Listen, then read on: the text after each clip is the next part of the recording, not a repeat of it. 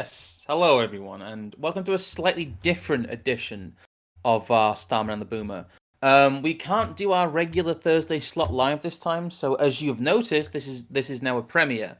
Yeah. We can still take super chats, we can still take donations. Those will all be read next time. And You know what? as is procedure, before I forget, I will actually first of all read off our members, because you can see down there is the membership button. Getting very YouTube normal shill here, but it's just the normal stuff I have to get out of the way first. So thank you to Socratic, Canadian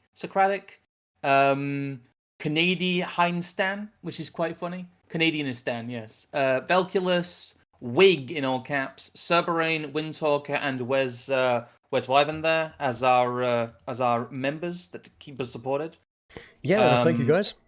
Yes, there's been a lot of feedback with this series, and a lot of you saying that you are enjoying this longer form content. So we've, like I mentioned last week, though, we're having to actually bring this back a little bit in terms of how much time period we cover each episode.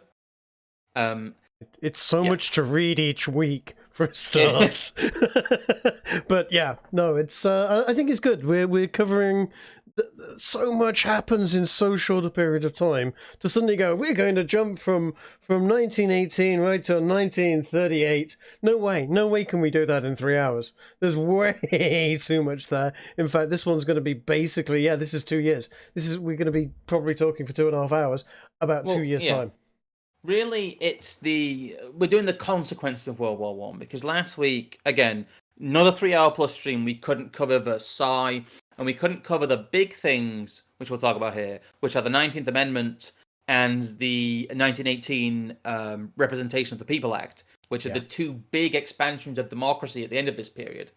This is really I think as Rothbard puts it, the fulfillment of the First World War. It is seen as a fulfillment of kind of the policies beforehand in this culmination, this great expansion of mass democracy. But we really kind of have to go through the facts of the events first to really get the underpinnings of the geopolitics. Well, yeah. I mean, people were a bit upset about the First World War, to say the least. Yes. They were somewhat upset as well. Some of the tactics that were used, people were very unhappy about mustard gas, and very unhappy about bombing of civilian targets and so on. And there was definitely a feeling of make Germany pay for the ungodly things that they'd done, even though Germany had the audacity to go, we're using mustard gas, but those shotguns, that's a war crime, that is. I'm immediately diverting from the actual topic, but the general feeling was everybody wanted to stick the knife into Germany at the end of the First World War, almost more so than they did at the end of the Second World War, which is surprising, really. It's very surprising. It isn't. It isn't. Really, what's happened is in this period, once we get to 1918, all of the civilian populations of Britain, of France, and of America have been propagandized to hell. They have been, told all of these terrible things the Germans are doing, and they've basically been lied to. The press has been censored. The actual horrors the troops had inflicted on them by their commanders and the incompetence of the political structure above them has been hidden from them. They have essentially lived in this total war propaganda bubble from 1914, especially from 1916. We really have seen a fermenting of, let's say, populist sentiment that hasn't really been possible before. We skimmed over the propaganda part of it in our last episode because we kind of covered it in other bits. But it becomes important here when you start to realize that in fermenting public mood and in relying on public mood, they start to create feedback loops they can no longer control. Again, wherein that at this point, now we're at 1918, the public is, it's the public that is in the mood for revenge, as well as certain politicians, especially those in France. Again, we've skimmed over France. We've really just not mentioned Japan at all, because, again, they don't fit in within the scope of this. But we get to this end point. We get to the armistice. And it was originally an armistice. We'll talk about that. But, Oh, yeah. I mean, this is it. Germany had, as I understand, Germany hadn't even actually officially surrendered as such. It was an armistice, a ceasefire as such, Well, and it was an armistice with conditions. Again, we're getting a little bit ahead of ourselves. But if you want to get the whole world in 1918 thing, it's actually important to look at a map here. It's very important to look at a map here because over this period, the shape of Europe will change dramatically. We find ourselves, we have the traditional German Empire here, extending as it does, a lot further east than that would do by the end of this period. You have Austria-Hungary, the big conglomerated state that is, considered one of the, it waxes and wanes, but it is one of the powers of Europe still. It's something that, doesn't exist after this period, as we'll go into. But Austria-Hungary is quite, it was quite an important world power. And you have down there, you have basically Turkey and the Ottoman Empire, which again, all of which ceased to exist after this period. But the world still looks like this in 1918. yeah, well, yeah, this is it. It is still essentially three superpowers across the mainland of Europe. I'm not going to count Spain in that. Spain is a big chunk of land, but wasn't really what you would call a superpower. Neither was Italy, but it was basically Austria-Hungary, Germany, and France, with Russia sitting on the right-hand side, being gigantic as always. But yeah, Imperial Russia also extends a lot further west than you would remember as well. Oh yeah, This Poland. becomes Where's Sorry, Poland? I was going to say, that's what we know now as Poland, all part of Russia, and so on, and Germany. and Germany. Yes, big chunk of that is Germany, which becomes a little contentious later on, as we all know, when lands start wanting to be taken back. But that's 1930 stuff. Yeah, essentially it's three chunks, and that is it. And that's well, people start getting the knives out and start to carve up a whole new shape of Europe. Yes, that is one of the processes that comes out of this, but how that takes place and the way that the world is changed is very much led by America and what America wants and America's place at the table, as we'll come to see. But it's just very important to establish the fact that this is what the world looks like now. We are not yet in this, map of modern Europe. And Europe has actually looked like this since the 1870s. Since the unification of Germany and the ceding of land in the east and west, that their expansionist militarism, expedited, it made sure that they could, get that land. They were, moving outwards, made a lot of their neighbors very upset during that period. But essentially, Europe has looked like this for 50 years now. It has taken this essential shape. Some borders have moved in some places, some empires have come back and forth in other places. It's basically, we accept the world as it is now. From the end of the Cold War onwards, we consider that normal. So this to the Europeans was extremely normal. This was their normalized world, and this is how the world had looked throughout the latter part of the Industrial Revolution for all these countries too. So it's important to remember what a seismic change is about to take place. Not just in terms of the way populations are represented and how governments are run, but how borders are and which countries exist. Oh yeah. I mean, you only need to think how many countries are there in Europe, and you've got Ukraine, you've got Serbia, you've got all of these East. Hungary is different from Austria. There's Poland. There's all of these countries, certainly in Eastern Europe, that are just not even on the. They are on the map, but they're part of greater. They're essentially sort of almost. Yeah, they're part of Tsarist Russia and the German Empire, and Austria. The Austro-Hungarian Empire. They are. They're almost sort of they're not quite counties, but they are more what Scotland is to Great Britain than a country in and of their own right. And or Wales, or Wales. As I put it recently, Wales and Scotland are really counties with delusions of countryhood. They well, they do have to an extent their own history, but it is exhumed by being part of Great Britain for more than 300 years. Yeah, exactly.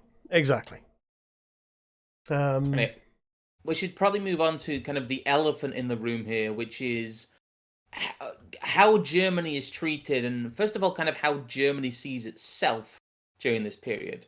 Because what we have now is we do not have an unconditional German surrender, as we mentioned. We have an armistice. Yes. And it's important to understand what stuff looked like moving into the Treaty of Versailles. Well, yeah, I mean, hold on. It was, shall we just, that picture of the, everyone sat at a table. Germany stood in the background looking a bit sheepish almost. Forlorn, yes. Forlorn. A little bit sorry for itself, let's say, yeah. Which, bear in mind, Germany had not lost any of its own territory in the First World War. All it had done is expanded its territory at the point of the armistice. The Allied forces, up until the armistice, hadn't, they were just about to start entering German territory when the armistice happened. Yeah. I think they had it in pockets a little bit, like they nibbled over the line. But it was very clear that Germany's armies had collapsed. Mm-hmm. It was very clear the position it found itself in with increased US mobilization, because by this point the US hadn't actually mobilized fully. They were still planning offenses for 1919. Yeah, looking forward to it, I guess, in their way. Spending money. Well, they had drawing up loans. They had the BAR, they had the Pedersen device coming in. Yes. They had a whole host of military technology that wasn't actually really used in the war. So you can see by their planning that they actually were not expecting the Germans to collapse in this way, or to come to the negotiating table in this way. They were expecting for they're preparing for a much longer advance into German territory. Which again should show you that the Germans, I think, were expecting some level of favorable treatment. I think we have another slide there as well, which has another picture on it. Of the German delegation meeting in the train. Yeah, there we go. Yeah. Oh, yeah. Let me just slap that across there. Yes, there we go. This was at least chunks of it was with the talks were held on a train, weren't they? Yes. Well, it's quite a famous train that will come into play later, as I've hinted at before, because all of this becomes quite cyclic. Because as I will remind people, the 1871 treaty, which ceded French lands to the new German Empire, that was signed at the Palace of Versailles. And now we see this locomotive. Essentially, it was almost like a frontline treaty. We're not at Versailles yet. We're in a train carriage. Yeah. We're in a train carriage with a temporary armistice, which has to be extended, I think it's 3 times before we end up with the Versailles Treaty actually signed. Yes. It's another good example of kind of emergency powers not going away for a while, because this was the kind of treaty equivalent of emergency powers. Emergency powers never go away. Sorry. No, they never do. Especially when they're attacked. There's another screen there that just says German armistice on it too. I think there's a great illustration there. Them all kind of turning around. Yes. Well, some of them, yeah. Again, you can see it's inside a train carriage. It is a provisional signing of an enemy that hasn't fully been defeated but knows it is about to collapse. Yeah, and they'd come to the table thinking, you know what, we come to the table now and we're going to sort of sue for, let's call it a draw at this point, keep the borders where they are, and everyone's happy, no? Smiles? Well, the thing is, they also agreed to a limited occupation of the Rhineland. Yeah. That was the kind of the Entente's big condition there. The Entente wanted to make sure that Germany, while they were negotiating, couldn't remobilize. And that was a condition they accepted, but they accepted it as a temporary condition while the treaties were negotiated. Mm-hmm. As we will learn later on, the occupation of the Rhineland never really went away. It was only in 1936 when German troops re-entered the Rhineland. So there's nearly a 20-year gap of them being able to station troops within their own lands here. Yeah, and this is actually, if I remember rightly, this is quite unusual because one of the core belligerents within the original war wasn't at this table because Russia had its own problems at this particular point in time, if I remember correctly. And I don't think the Tsars or any of that lot were actually even involved in this side of things, were they?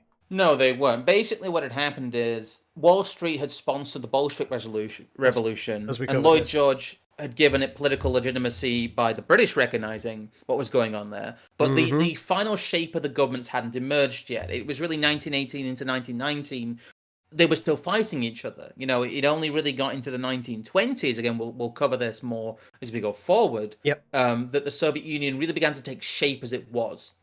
As it stands, the Soviet Union had been taken out with the collaborative efforts. Sorry, the Soviet Union had been kind of semi-brought into existence by this stage, and Tsarist Russia had been taken out by the collaborative efforts of Germany, of America and Wall Street, of the American administration, and of the British War Cabinet.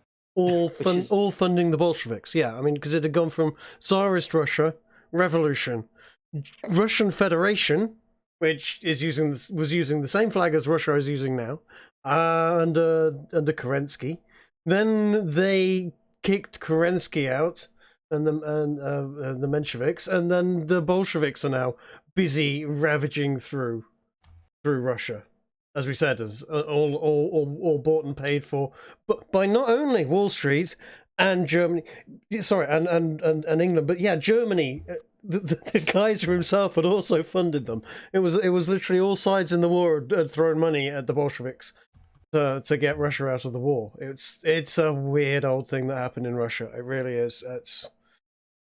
Well, a lot of people also saw it as a test bed for pure socialism and communism. Mm-hmm.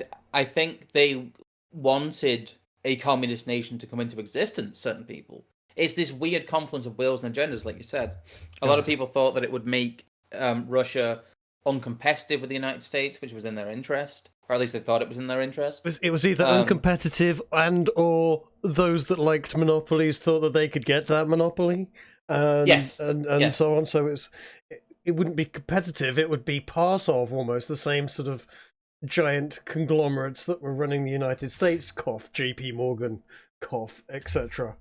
Well, yeah, we can, like I said, that the biggest concession here, and I don't know if you call it the mistake, but the biggest condition of peace was that Germany functionally no longer had the ability to defend itself. Yeah. So functionally, it no longer had the power to set the peace, because, not to get too far into it, Austria-Hungary had quite an antiquated industrial base and quite an antiquated, by their standards, economic system. Yeah. And they had really lost the ability to wage the war previous to Germany. Germany had to send troops in to help them in their offensives. The Ottoman Empire, too, had its own internal problems. Yes. Gallipoli hadn't really troubled them as much as the British had hoped, but politically, they'd lost a lot of will. And the ruling family there completely split up. You end up later on with stuff like the Young Turks and things like that. Not the awful media station run by Al Jazeera. No. the original Young Turks, the Armenian genocide Young Turks. Yes, the Armenian, Ataturk and the Armenian genocide of Young Turks and all that. Mm-hmm. In that, essentially, the Versailles or no Versailles, the First World War has broken the backs of these old empires, and you will not see them, becoming players or reuniting or kind of becoming what they were again in the Second World War. It's only really, it's not skipping ahead too much, Germany that really tries to strive towards reclaiming what was lost. Yeah. From this, which I don't know. I think that's one of the things that drives away the inevitability. Again, the inevitability narrative about some of the Second World War stuff. But I don't want to get too ahead of myself. No, but there is an awful lot of consensus around historians that the First and Second World War is almost more like the World War with a big chunk of rest in between them in the middle. There was a certain amount of the mess of the Treaty of Versailles almost did set up. I mean, they left Germany wanting to rebuild itself and with the capability to rebuild itself by and large, although it was missing a few small key features.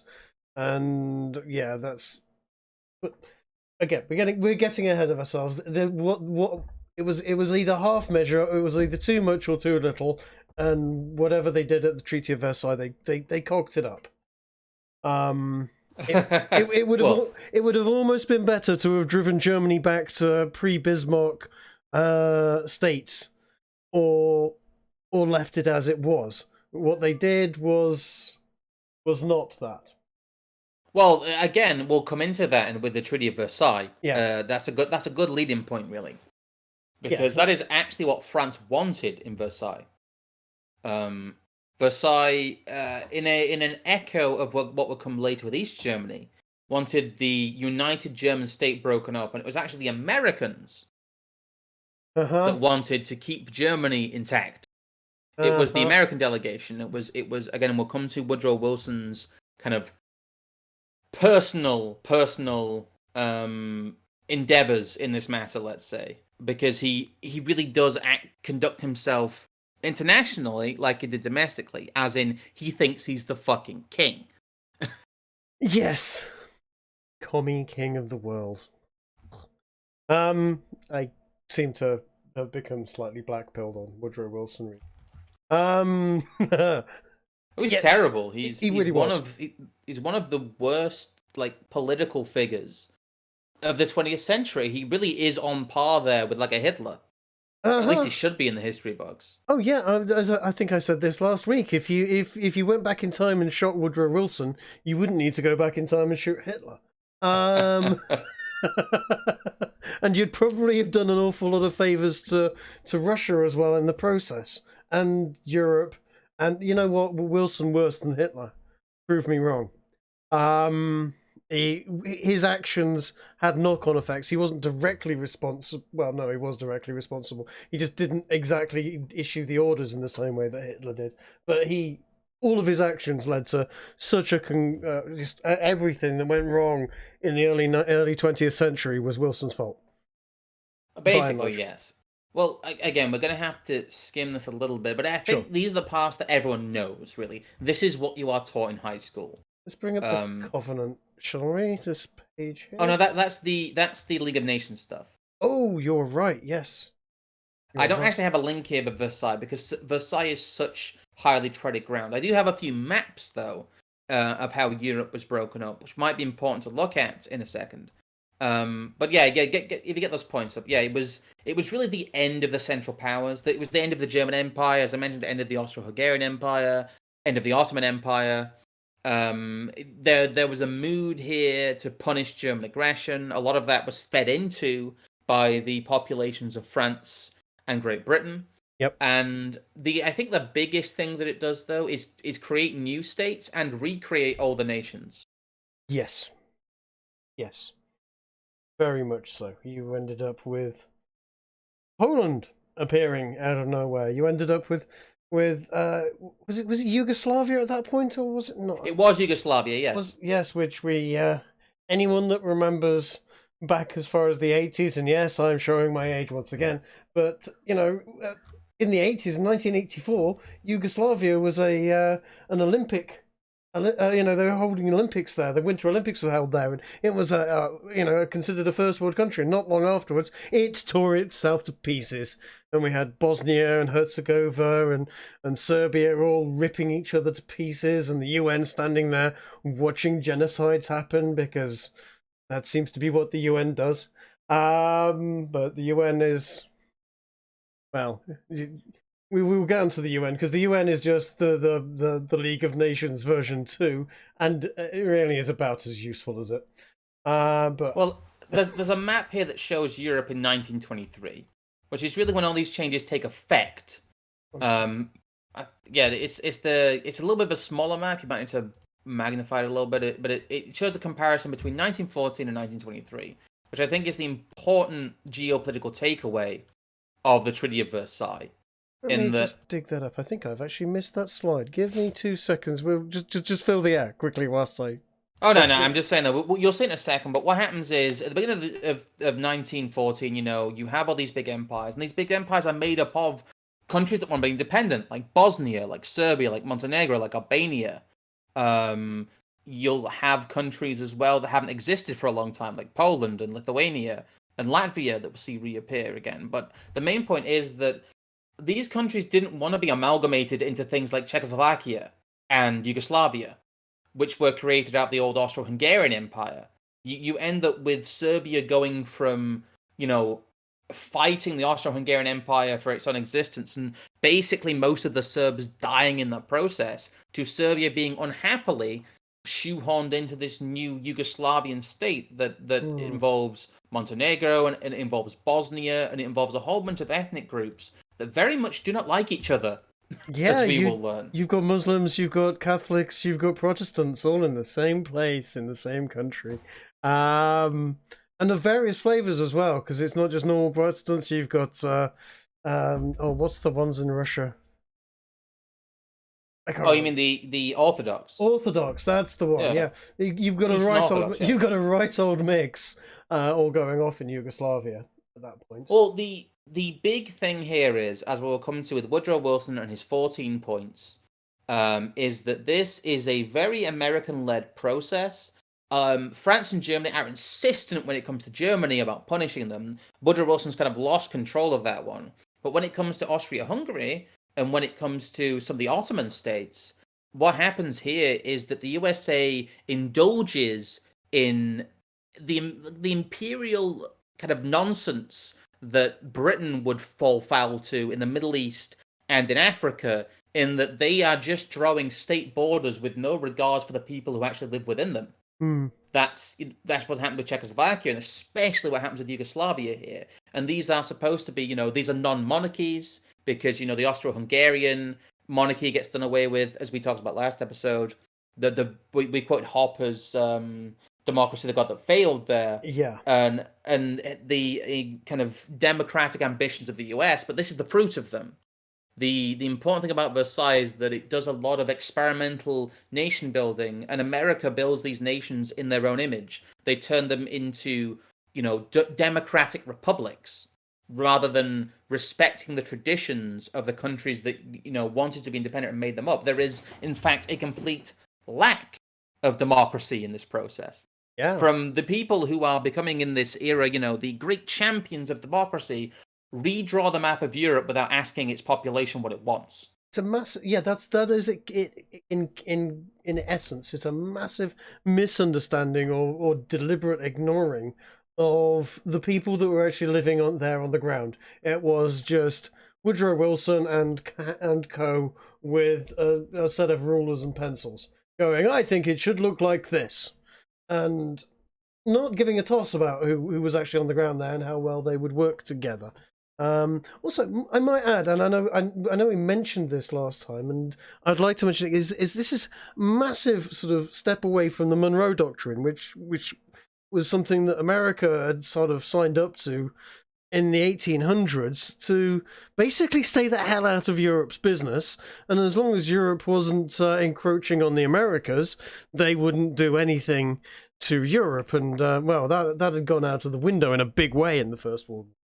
Well, Europe as well, especially in the War of 1812 and things like that, Europe had embroiled itself trying to reinvade America a few times, and they'd always got stuck because of what happens. And what happens is you have a motivated population who is militia-based and dug in, and who you cannot subdue. And you're waging a war that, there's from, 1776 all the way up until kind of 1913, 1914, as we mentioned, America didn't have a proper professional army. No. And yet they didn't get their ass kicked. They didn't get invaded. They didn't get their country taken off them without that, because they had a motivated, armed population. That's what the Second Amendment is about. It's about making America uninvadable. It's a rifle behind every blade of grass. Yes. Terrified occupiers, not making it through the Appalachians because of they're getting shot to pieces by hillbillies. It's that kind of motivation that is meant to keep America safe during that period. And you're right, the Monroe Doctrine is kind of part of that. Yeah, absolutely. And this was relatively solid. I mean, I think the only time when they didn't stick to it was when England went and went, oh, these Falkland Islands, I think we're going to have them now. America did nothing about that, but it was a hell of a long way for them to travel to do something about what seemed like a fairly small and innocuous cluster of islands that England had decided to go, mine, thank you very much. And yeah, other than that, which they did say, if you encroach on the Western Hemisphere, we'll look at that as a hostile act against the United States, as it sort of says there. Other than that one sort of part with the Falkland Islands, America at this point had pretty much run with this system and this situation. And yeah, the First World War, they had gone, Monroe Document, what's that now? There's money to be made here. Sod that, let's lend them some money and let's send the troops in. Well, I'm glad you mentioned the Monroe Doctrine, because as we will come to as we move further on in this stream, possibly to post-democratization, which I am hoping to do, maybe in a few months' time at the rate we make these. But the Monroe Doctrine also is how America starts to manipulate and exploit a lot of Central and South America, in that they see that as, America's backyard is what they always say. And they are very keen on democracy at home, or, appear to be. But when it comes to foreign policy and self-determination of other nations, they are very strict with, you will benefit the United States. And it's kind of laughable that the America puts itself forward as never having an empire, when you get something like the Monroe Doctrine, which basically says that South and Central America belong to us. By and large, yeah. I mean, it was designed to keep Europe from further colonizing South America, but it was also essentially saying, this is for us to play around in.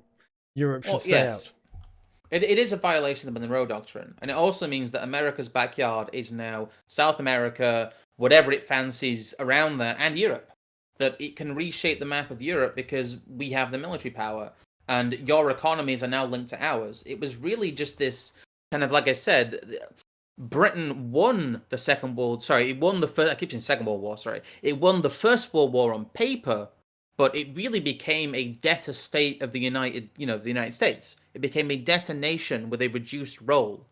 And it becomes very clear that through involving itself in financing the war, and through involving itself in setting the peace, America really strong-arms its way into European politics, and strong-arms its way into being the arbiter of what countries can and can't do, and strong-arms its way eventually into becoming, the police of the world is actually mentioned during this period when it comes to the League of Nations stuff, which we'll come to in a sec. But essentially, that's what Woodrow Wilson's trying to set America up as by doing this, and by redrawing the map. And the justification for something like Yugoslavia wasn't that these ethnic groups wanted it. It was mutual defense. It was, an independent Serbia wouldn't be strong enough. So let's just throw all these nations together, pencil a map on the, pencil draw a map, and that's it, That's where we are now. Yeah. And it's a huge mistake, and it caused trouble in Europe, and still causes trouble in Europe. We're still feeling the after effects of this American hubris, and Woodrow Wilson especially hubris to this day. Well, that is really, apart from the railroad it puts Germany on, in terms of its economic situation, and in terms of its domestic sentiment, that is the other after effect of what this war does. I mean, there's an argument to be said that the stuff that's happening right now on the eastern front of Russia / Ukraine, which seems to be getting a little warmer again, I've noticed recently. This is all tied back to this point in time, and after the Second World War as well. It is all the same nonsense. That said, other. Go on. Sorry, go on, Trig. I was just going to say, what intervention and redrawing of map lines, and I know it's rich coming from someone who's from England, and good God, we've been fairly notorious for drawing lines on maps ourselves. But I think it can be pretty easily said that drawing maps on drawing lines on maps and just going, hey, here you go, this chunk of land over here, it doesn't belong to you lot anymore. Well, we're going to do, these people own it now. Is always works out rather badly. What have you noticed from this map, though? Well, I'm noticing that the Russian Empire is massively decreased.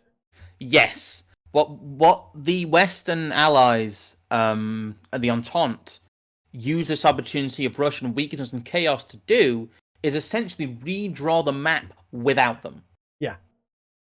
Yeah. And I think that is also a good testament to why they did what they did with the Tsar. And, with what came after the Tsar was deposed before the revolution, really. But, why they sent the Bolsheviks in and why everyone involved seemed to want them to be there. Because this is what they wanted to do. This is what the Americans wanted to do, especially. They wanted Russia to essentially cease to exist in its current state and to cede a huge amount of territory to their, democratic Europe experiment, basically. This is the forcible democratization of large sections of Europe. Yes. Russia has lost a huge amount of land. Although, it's worth pointing out that as far as Russia is concerned, in relation to how big Russia is, it's actually not a huge amount of land. It's just enough it's enough to piss them off, but it's not enough to weaken that nation so that they can't be in a situation to fight back. And maybe want to take productive land, though. Yes, it's a lot of important land when it comes to projecting power in Western Europe. Mm-hmm. Again, Poland and all those countries and the expansion of Romania was meant to be there as kind of like a buffer. They were meant to be there to balance out the political situation. When really all this did was create a false reality that didn't reflect what actually existed on the ground, the ethnic groups on the ground, and the political tensions between those groups on the ground. And again, we see its after effects to this day. But again, I want to stress that this was done, especially for the American perspective, under the auspices of spreading democracy. And to segue into our next section here, the other big thing that the Treaty of Versailles, it didn't actually create outright, but they had statements towards a sense of purpose towards it, was the League of Nations, the forerunner to the UN. It was yes, there we go.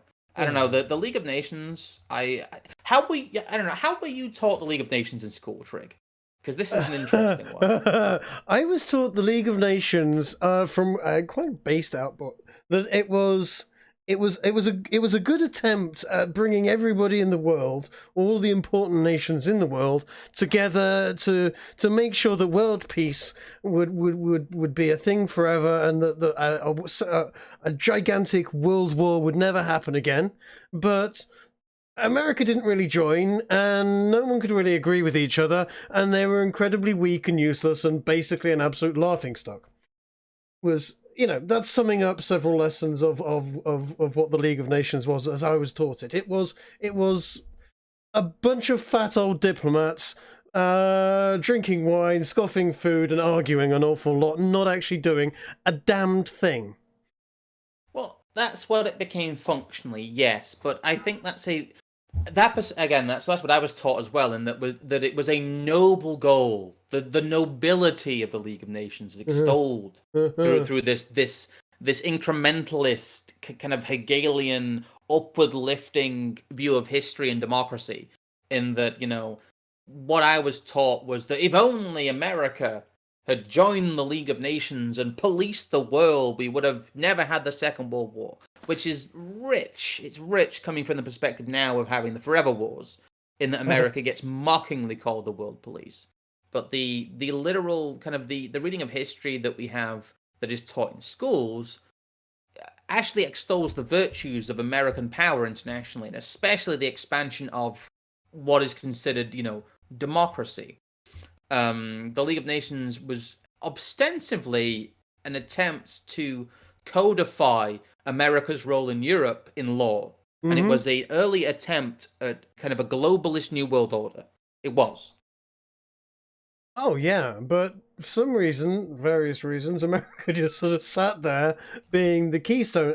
I love this cartoon. I really enjoy early early 20th century political cartoons. They're really nicely drawn. They're, it's clear someone quickly scribbling it out fairly rapidly with pen and paper. And they're always really nicely done. And this does sum it up quite nicely as how people felt about the League of Nations. I really don't think America would have helped much, especially under Woodrow Wilson's guidance, but that's not going to last for very long, is it? Well, no, it's not. My argument would be with the League of Nations is, again, we have this deterministic view of history given to us. The idea that America's intervention in the world would have been a benefit and would have created almost a utopia, I think is laughable. I think that's one of the most glaring aspects of kind of falsehood in the way that school children are taught the First World War. Because, if you look at here, the Covenant, you've got the link up there, talking about how the League of Nations was kind of originally conceived. It was an American project, like wholesale. Yeah. And yet, they didn't join it. But in fact, should I just... With the ground thus well prepared under Wilson's resolute leadership, the conference was able to draw up, within a few days of extensive committee work, a document which it called the Covenant of the League of Nations. This text was published as a draft on February the 14th, 1919, and it was subjected to various criticisms, especially in the United States, where Wilson's star was already on the decline. Good, finally, it's about bloody time they worked it out, but he was getting very ill as well, wasn't he, if I remember right? He was, yes. I heard somewhere that he died and no one realised that his wife was running the country for a while, but I'm not sure if that's rumour or nonsense or reality. That is a credible rumour. Yeah. But essentially, they whipped up a constitution for the League of Nations. But whilst it was Woodrow Wilson that wanted it, America was basically sort of backing away, essentially looking back at the Monroe Doctrine and going, leave Europe alone. Maybe this is a good idea. Hilariously, Article 22 declared the Covenant did not affect the validity of the Monroe Doctrine, which is just it's like Woodrow Wilson and the Democrats saying that the 10th Amendment is compatible with income tax, like we talked about in the first episode. It is just a complete bulldozing and then glossing over of what is essentially the violations of all the principles of the American Republic. Again, by this point, they're basically already all gone. People who talk about, restoring faith in the Republic don't understand that the American Republic has not existed for a very long time. Yes. Yeah. Yeah, Wilson put it's the final nails in its coffin, is it? It's a damn shame. There was some... Well, was it? But that's another topic altogether. Did America ever actually really exist in the way that some people seem to think it did? Is a very good question indeed, because I'm not so sure it did.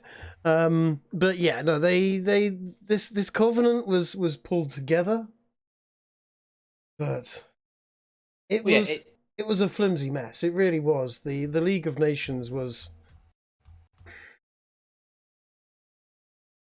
Well, the reality of it being what it was didn't stop what it was trying to be, if you know what I mean. Yeah. It didn't stop the fact that this was an American attempt at codifying its own world dominance. And this was especially Woodrow Wilson's attempt, as we'll come to. There's some great writing about him we're going to get to later, because I want to talk about Woodrow Wilson even more, because he's such a central character to this. But it's really telling some of the positive writing about him. Oops. We'll get that up later. There's the positive writing about him, that they, even when they try to extol his virtues, he comes off as creepy and egotistical, and really he is the man who would be king. But yeah, by this point, it's also framed rather kind of like mask slippy, in that the US was really trying to take advantage of what it considered, the post-war mood. It really did want to take advantage of the trauma of the First World War, and without people thinking and without people really considering it, trying to bring about this new reality that it sold as a guarantee for peace.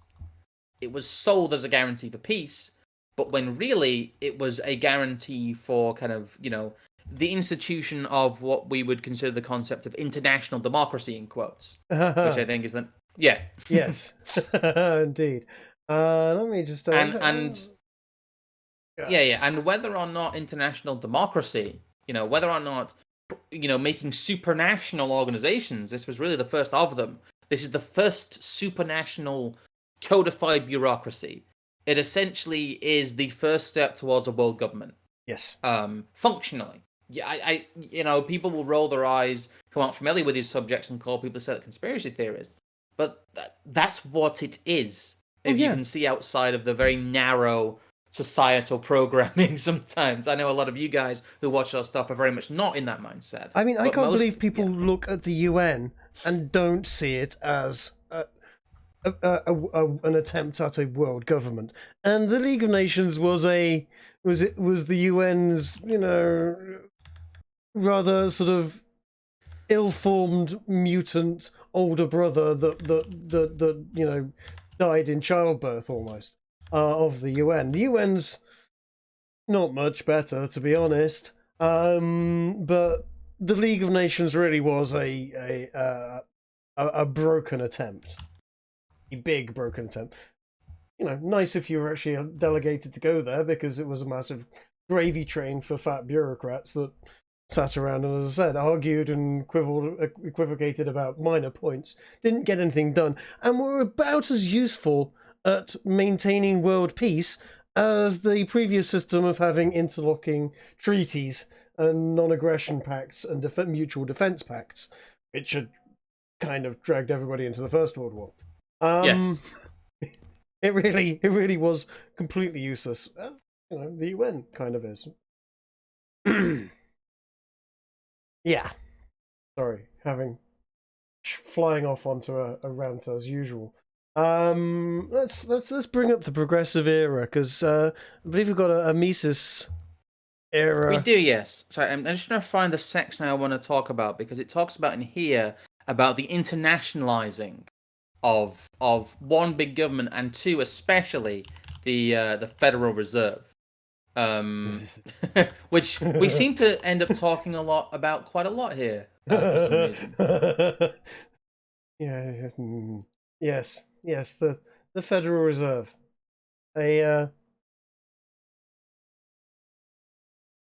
It's funny because they talk about the stabilization here. This might be the wrong section for it. I'm sorry, this is a very long document. If you just want to go back to the top, I can talk about it kind of off the top of my head, because we'll be going back to this section anyway.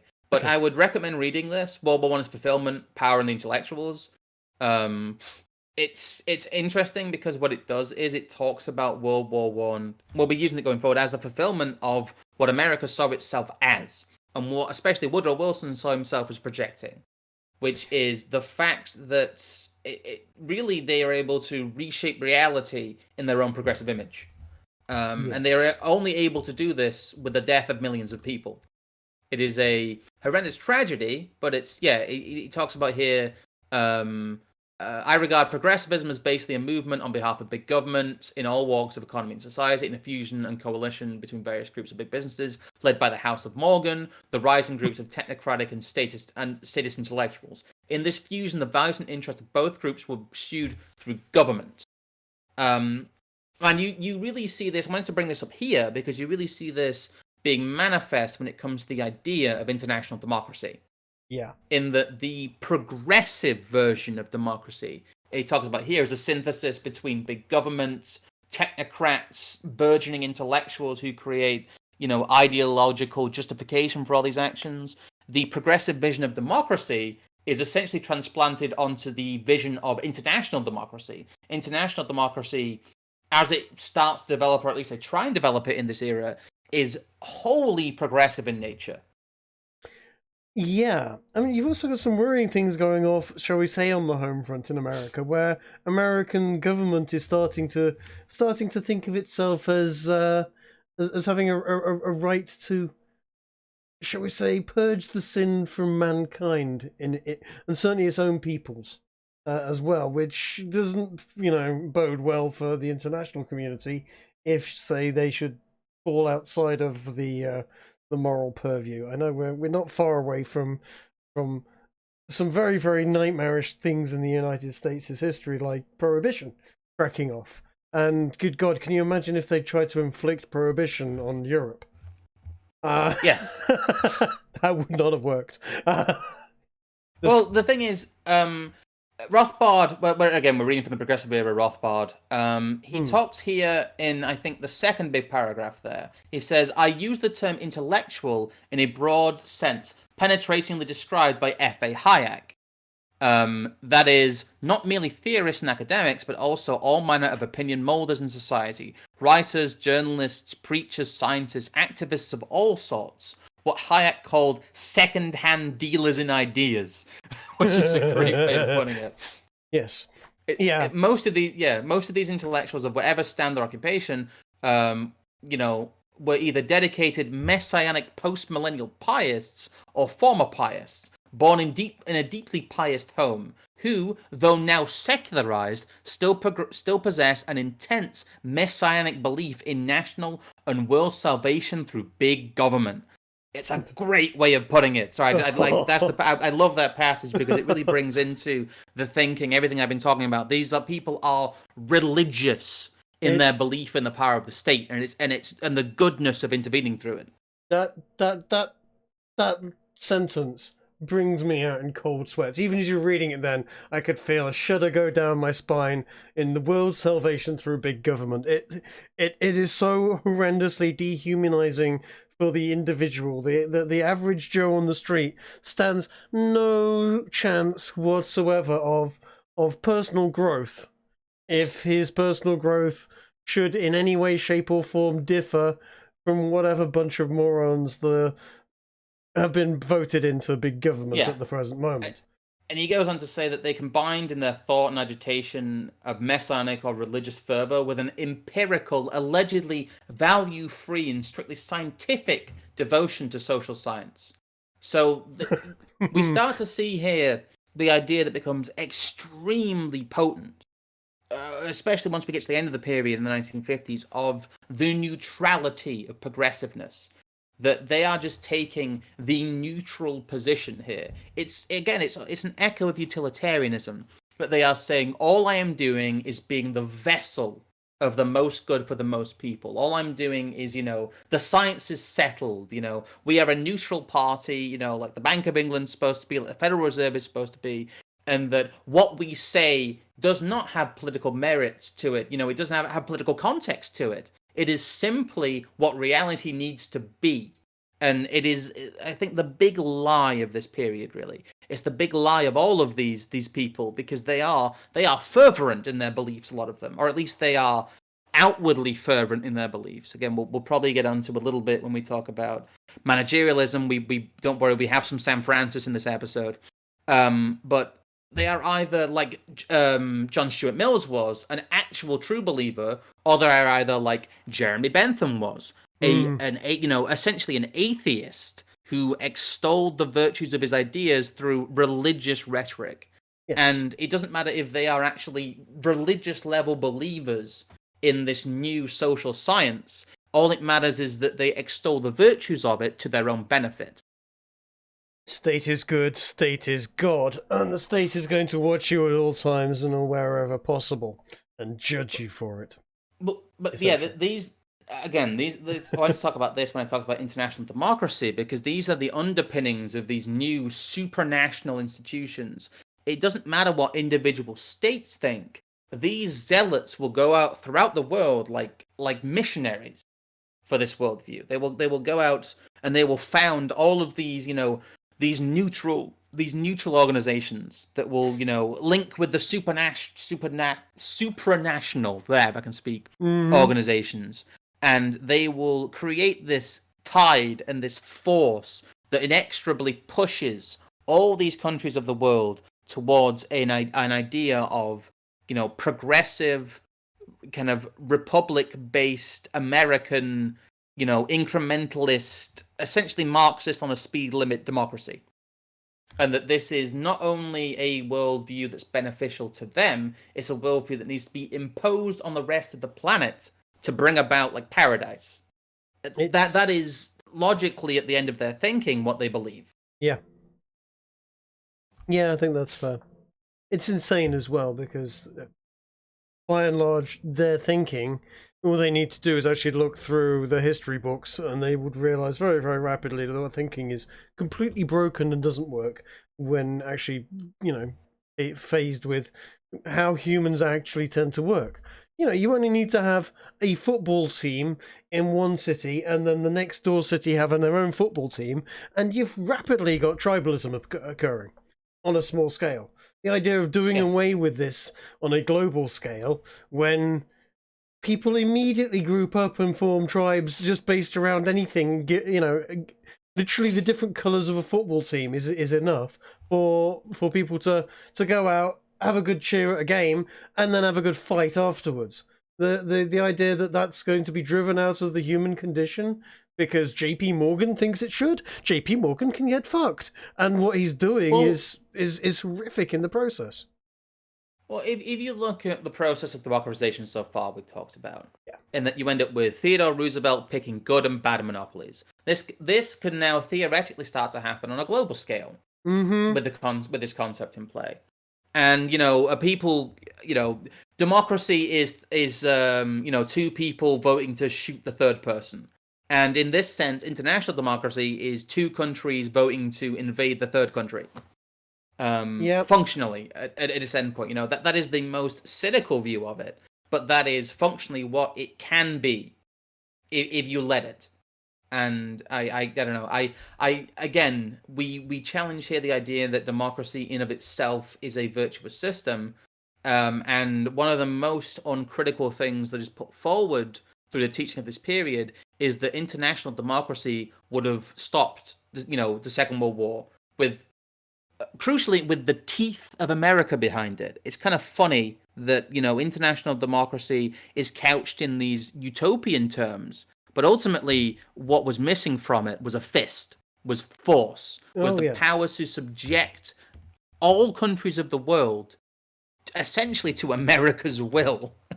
And that like I said, though, that is what is taught in history classes, that not subjecting the world to Woodrow Wilson's iron fist of American militarism spreading the power of democracy is what stopped human paradise from taking forth, then onwards. It is an insane reading of history, in my view.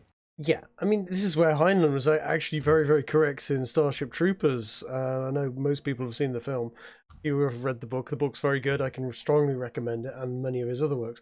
But yeah, force is where all power is derived from, and voting at the ballot box is force. Democracy, and especially international democracy, is the wielding of huge amount of force.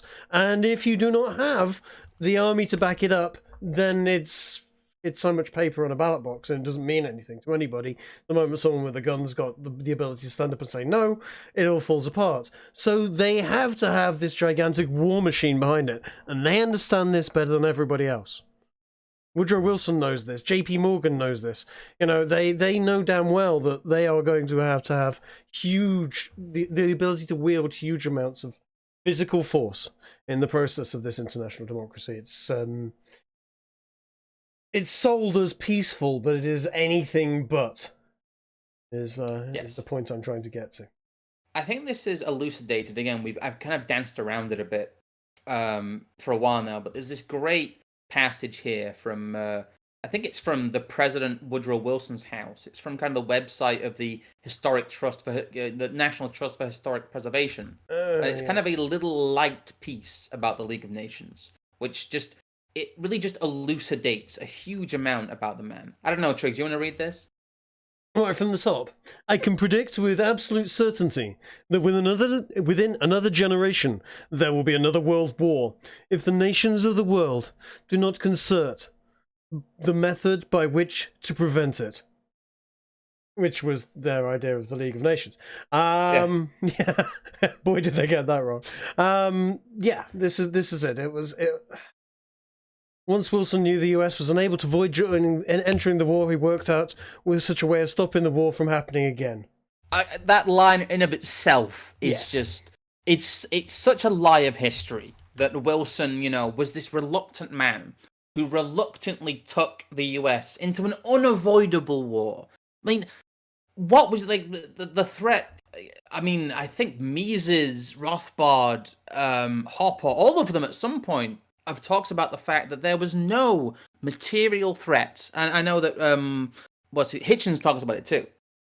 Yeah. Everybody who reads history in a slightly less than orthodox way talks about the fact that there was no material threat to the US from the First World War. None at all.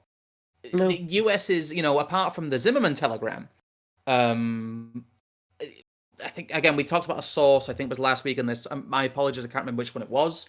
That basically says exactly this, but outside of the Zimmerman telegram and a possible, just the talk of involvement of Mexico, which would have been a disaster, Mexico would have got laughed at. America was under no direct threat. So the idea that it was an unavoidable war for the US is such a lie of history. It is such a lie of history, and the First World War was fomented and financed, and, essentially the American people were cajoled into the war by Woodrow Wilson. Anyway, sorry. Yeah. No, I think that quote was from Hitchens, Peter Hitchens. Yeah, it was Hitchens, yeah. Yeah. That's that was a good little article. I enjoyed reading that. It's yeah. It wasn't the Independent, it was the Telegraph, or no, it was the Spectator. Only decent newspaper left in England, I think, at this point. Well, it's a bit biased, but biased my way. Where are we? Yes, shall we carry on with this? Because there's the 14 points. So yes, it stopped the war from happening again. In January 1918, he announced the 14 points, a set of principles designed to remove the causes for another great war. 14 points included an international organization to keep the peace by providing a place where disputes could be discussed and mediated. The 14 points inspired the peoples of the Allied nations and gave them hope that another great war could be prevented. I mean, this is clearly written in a very favourable light towards Woodrow Wilson. Yeah, it is. It's just a tad biased. So we actually have the 14 points in his document. No point do they actually list them. That's a bit of a shame. No. The 14 points, if you want to actually get them up, I have them here. But they're not exactly... the 14 points I didn't want to bring up directly because a lot of it is waffle and PR. It's basically like... It's Care Bears... Again, it's Care Bears nonsense that disguises expansion of power. It's basically 14 niceties that within them, he talks about an independent Polish state. He talks about, Romania, Serbia, Montenegro should be, he basically just talks about self-determination, but at the same time, whilst misunderstanding self-determination, he basically just says, the evacuation of all Russian territory, such as settlement. That kind of gets ignored. Belgium. Basically, it's just about redrawing the map of Europe and about free trade and about free seas.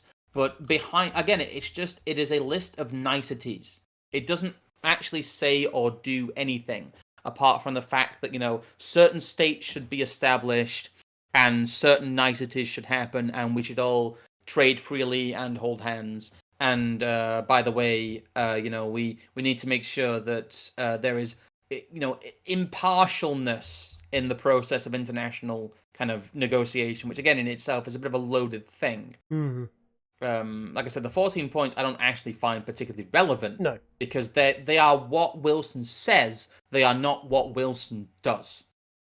No, and he'd taken it upon, as it says here in this second to last paragraph. Wilson took direct personal control of foreign policy, or American foreign policy, which he believed was constitutionally mandated, which I don't think it is, actually. No, it isn't. I love that they say that here. They just gloss over that. It's like, oh, by the way, Woodrow Wilson went to Europe of his own accord and basically said that he was America and that he was the American people and that he was Congress and that he was the Senate. I am the Senate. And he believed that the Constitution gave him that power. Again, he is behaving like a king in this. He says here he personally attended meetings and negotiations and penned his approval of the terms of peace and the covenant of the League of Nations. Like, it's him. He's writing these documents and he's doing this while there is still, hundreds of thousands of American troops on European soil.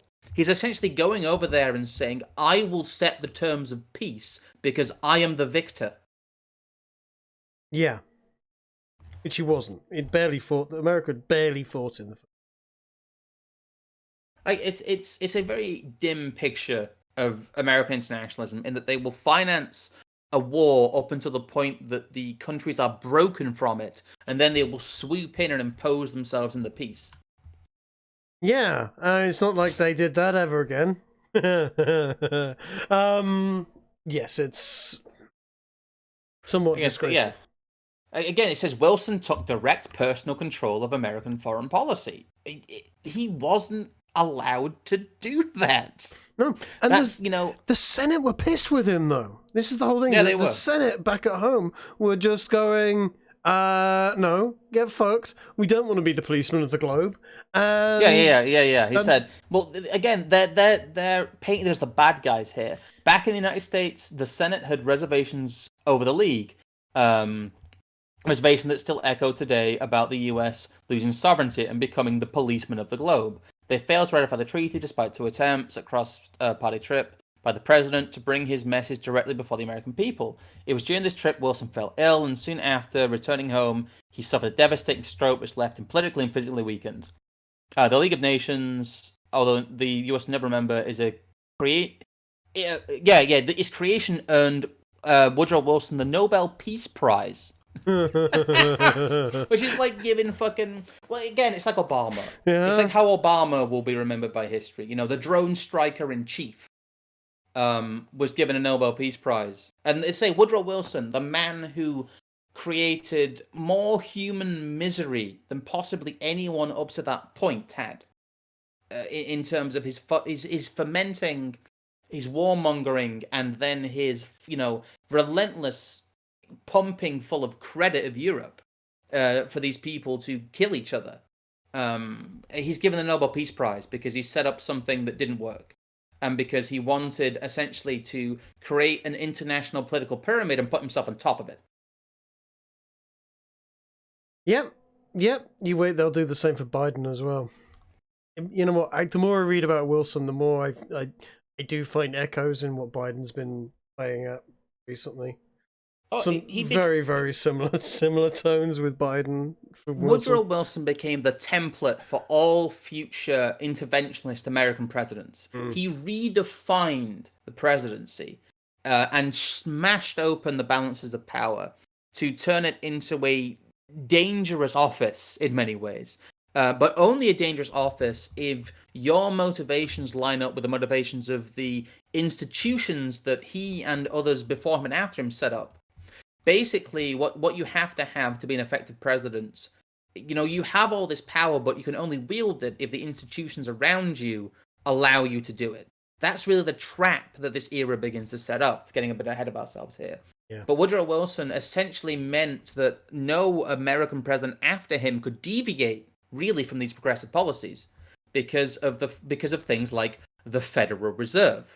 Because of things, like the business bureaus that Roosevelt set up, and all this bureaucracy, and all these technocrats, and all this permanent investing of power in, what are essentially government-picked winners in American industry. He really set kind of America on its path in that.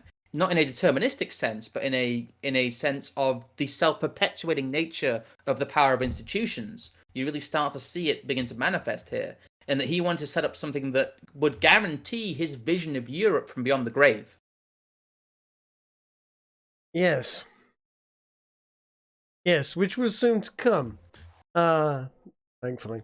Because after that stroke, as it says here, yes, he continued to govern from his sickbed with the assistance of his closest associates and Mrs. Wilson. He was in mind and spirit still the President of the United States after a stroke. Strokes hit you in the brain. Yeah, he was fucking dead, basically. You're right. No. The reason people talk about that is because there was no proof that he was not, if not dead, then a vegetable. Yeah. He may have been ruling, from the vegetable garden, essentially. Mm-hmm. Yes, POTUS cabbage. POTUS cabbages. as the Latin name might be.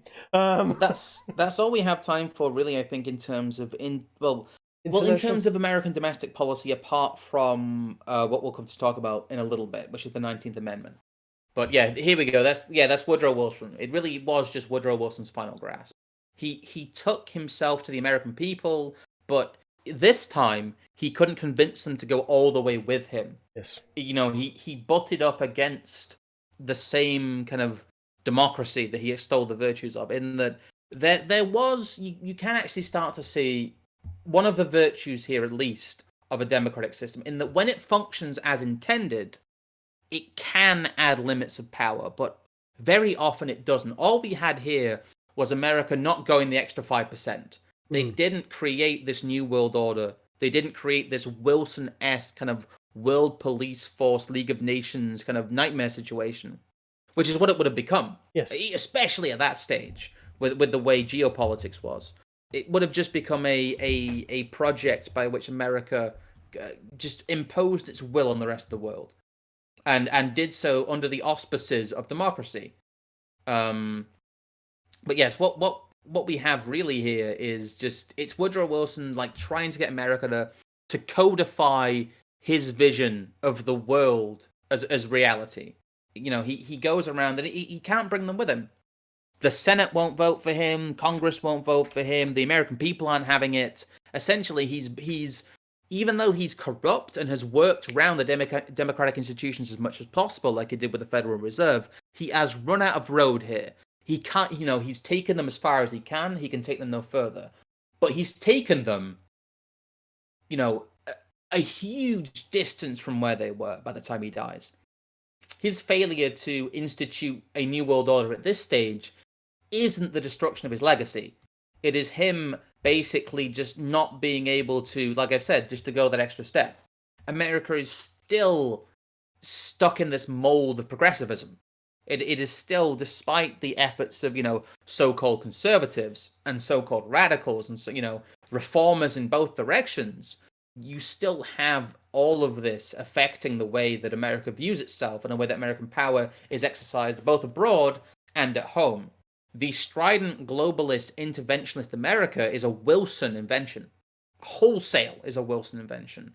The American army as it stands is a Wilson invention. The abandonment of the Monroe Doctrine and the abandonment of large parts of the Constitution is a Wilson era invention. Whether or not the ground was fertile there without him is debatable in those aspects, but the very fact this happened under his watch is not. He leaves America as he dies. I think it's in 1920 at the end of this period. He finally leaves the reins of power. But yes, by 1920, America is not the same country that it was when he gained office. And I would argue that a lot of the problems we see with democracy and with its kind of corrosive effect on the limits of power on institutions, really, it is a consequence of Woodrow Wilson's tenure as presidency. Yes. It's tenure as president. Sorry, I'll stop ranting about Woodrow Wilson now. It's okay. I don't think you noticed my little addition in text. I saw that. Yes. I couldn't help myself. I'm glad he is finally out of the picture at this point. To be honest, shame he was in the picture so much, by and large. And it wasn't Wilson that was the Skull and Bones member, was it? It was the one before him, Taft. It was Taft. Yeah, Taft was a member of Skull and Bones, and was their first their first Skull and Bones president.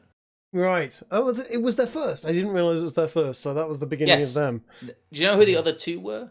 Well, I know that was it both Bushes. Both Bushes, yes. Both Bushes were Skull and Bones. Yeah. Yeah. Which just shows how little things change in 100 years. Indeed. Again, spoiler alert. As you know, by the way, reality is, none of this actually gets rid of the old elites. And, Taft was a member of the same club as, two 90s and 2000s presidents. Yeah. None of the elites go away, and all this just keeps them in power. That's the whole point of this. But yes. But yeah, I hate to break it to you. I know a lot of people are wondering what's going to happen next. but spoiler alert, reality is what reality is. But yeah, I think that's enough on the domestic American front and also some of the international front for now, we're going to have to check in at Great Britain. Because Great Britain has been absolutely just ravaged by this whole process. Yes. And one of the biggest political outgrowths of that we didn't manage to talk about last time because we didn't have time again was the 1916 collapse of the Liberal Party, effectively. Yes, it was 16, wasn't it? Yes. Is that Lloyd George? I can't remember now. It was Asquith's government. Asquith's government collapsed, and then Lloyd George became the leader of the kind of war cabinet stuff. That's right. Lloyd George was never... I don't think it was never, but he spent most of his time in office throughout this period, and throughout the next period as well, in coalition. He was never really a leader outright. He was kind of the head of this cartel of elites. He was... I don't know, he was the consummate kind of almost like technocrat. He was leader in perpetuity almost. We'll see it going forward with what we'll talk about later, which is the coupon election. But Lloyd George manages to survive as kind of the symbolic leader of the country without with the collapse of the Liberal Party. He is responsible for it, yet he survives it. And he's kind of a consequence of this kind of war cabinet, suspension of democracy, as we talked about last time, really, because there were no elections during this period. But also kind of suspension of the normal rules of politics in that, we're all on the same team, essentially. And that mindset, keeps going into 1918 and on towards the 1920s a little bit. But yeah, the Liberal Party collapses, mostly because neoliberalism was not compatible with old liberalism. No. And yeah, you ended up with a Liberal and Conservative coalition, much like we had recently under Cameron. Yes, but with the Liberals as the junior party, what happens here is that the Liberal Party basically just eviscerates itself. I think what happens is that in the election that follows the war, which we'll talk about, the coupon election, Lloyd George essentially breaks away from the Liberal Party. He creates the Coalition Liberals. And what that does is, just breaks the back of it. But the seeds for this was set really in 1916. Yeah. You had Campbell Bannerman into Asquith, who was, prime minister at leisure, we talked about. He was not a dynamic leader. He didn't have a lot of answers. And he was kind of this holdover from this old Liberal Party. And the Liberal Party itself was not made up of what were considered radicals at the time, like Lloyd George and Churchill, who were, champions of the people's budget. They were made up of old liberals in the liberal tradition, and the Liberal Party simply couldn't survive this pivot into dabbling in Marxism. It couldn't survive this pivot into, mass internationalism and mass interventionism and the takeover of the government that Dora did that we talked about last time as well, and the transitioning of the UK into a functionally totalitarian state. The Liberal MPs couldn't abide this. So the party under Lord George's, leadership imploded in on itself. Liberal politics in the UK effectively ceased to exist from 1916 onwards under Lloyd George. Yeah. Even though electorally they were largely partners in elections from then on. And, Lloyd George became the face of these coalitions. As an electoral force, the Liberal Party was spent. And again, it wasn't covered last time, but the Liberal government fell during the war, partly due to Gallipoli. And, yeah. I was about to bring up Gallipoli, because that was Churchill's little... It was, yes. See, the thing is, I mean, this is something I know a little about with regards to Gallipoli. I've studied Gallipoli a few times, and Gallipoli was a shit show that could so easily have gone right. And there is something to be said for that. There was a victory to be dragged out of Gallipoli, because I mean, imagine a beach landing against sort of Saving Private Ryan. Your troops are charging across the beach, but instead of a small hill with German pillboxes on it, you're looking at a cliff that goes straight up, 100, 200 feet straight up. And the Anzac troops, Australians, New Zealanders are running across the beach being shelled, climbing up a cliff, and then fighting at the top of the cliff face into the Turks. Meanwhile, several miles down the road, the Brits have actually landed troops without any, problems whatsoever, but didn't know the troubles that the Anzacs had run into. And Churchill was there headlining the whole thing, going, right, just send more troops in, they must take Gallipoli. And they didn't, and the poor old Anzacs were good. They really got their ass kicked. It was the problem is this wasn't like a day. This took place over the course of weeks and months. Yes, it was an absolute meat grinder. The one thing you can say was quite a victory was the way they handled the withdrawal when they finally went, no, this is horrendous. We need to get out of here, and they withdrew. They actually withdrew very, very cleverly. I don't know if you know this. What happened was they essentially set up cardboard cutouts and timing sort of systems involving sand in buckets slowly leaking out so that guns would fire off at random. So they left their positions with bits of cardboard moving around, looking like troops were moving through the trenches, guns firing off at random as if the positions were manned. And in the dead of night, they were getting people onto the ships. They were bringing stuff off ships in the morning, which were empty, as if they were landing goods. And then when they were taking the boxes back on, as if they were bringing the boxes back onto the ship after emptying them, they were full of troops. They literally cleared all of their troops off that beach so that when the guns finally stopped firing because the sand traps had stopped running and the grenades had stopped being lobbed by automatic sort of little catapults and various other tricks that they'd rigged up, the Turks ran forward and found no fucker there. They'd literally cleared the beach and all the positions without the Turks knowing, which is, I mean, that in its own right, hands off, well done, guys. You because if they'd turned and gone, we're leaving, and had turned and shown their backs, the Turks would have been up over the hill, shooting down at them, and they'd have wiped them all out. It would have been even worse. So, I mean, that's me just being a bit of a military nerd. It seems that post kind of Boer War, the only thing Britain does really well is retreating. Yeah, a little bit at this point. Yes, I mean we know we if you need to evacuate a beach, the Britons, that they are people. If you need to, defend against the land war in Europe, oh no, the British can't do that. But retreating, yes, they're very good at it. We did do, we had Dunkirk as well as another good example. We were very good at getting the hell out. We learned to be sneaky though, which does come up very well for us in the Second World War. There's a quote here from I can't remember the historian. Sorry, I've forgot to put to credit this quote, but basically the gist of it is that Lloyd George and Churchill were very zealous supporters of the war, and gradually they forced out all the old peace-orientated liberals.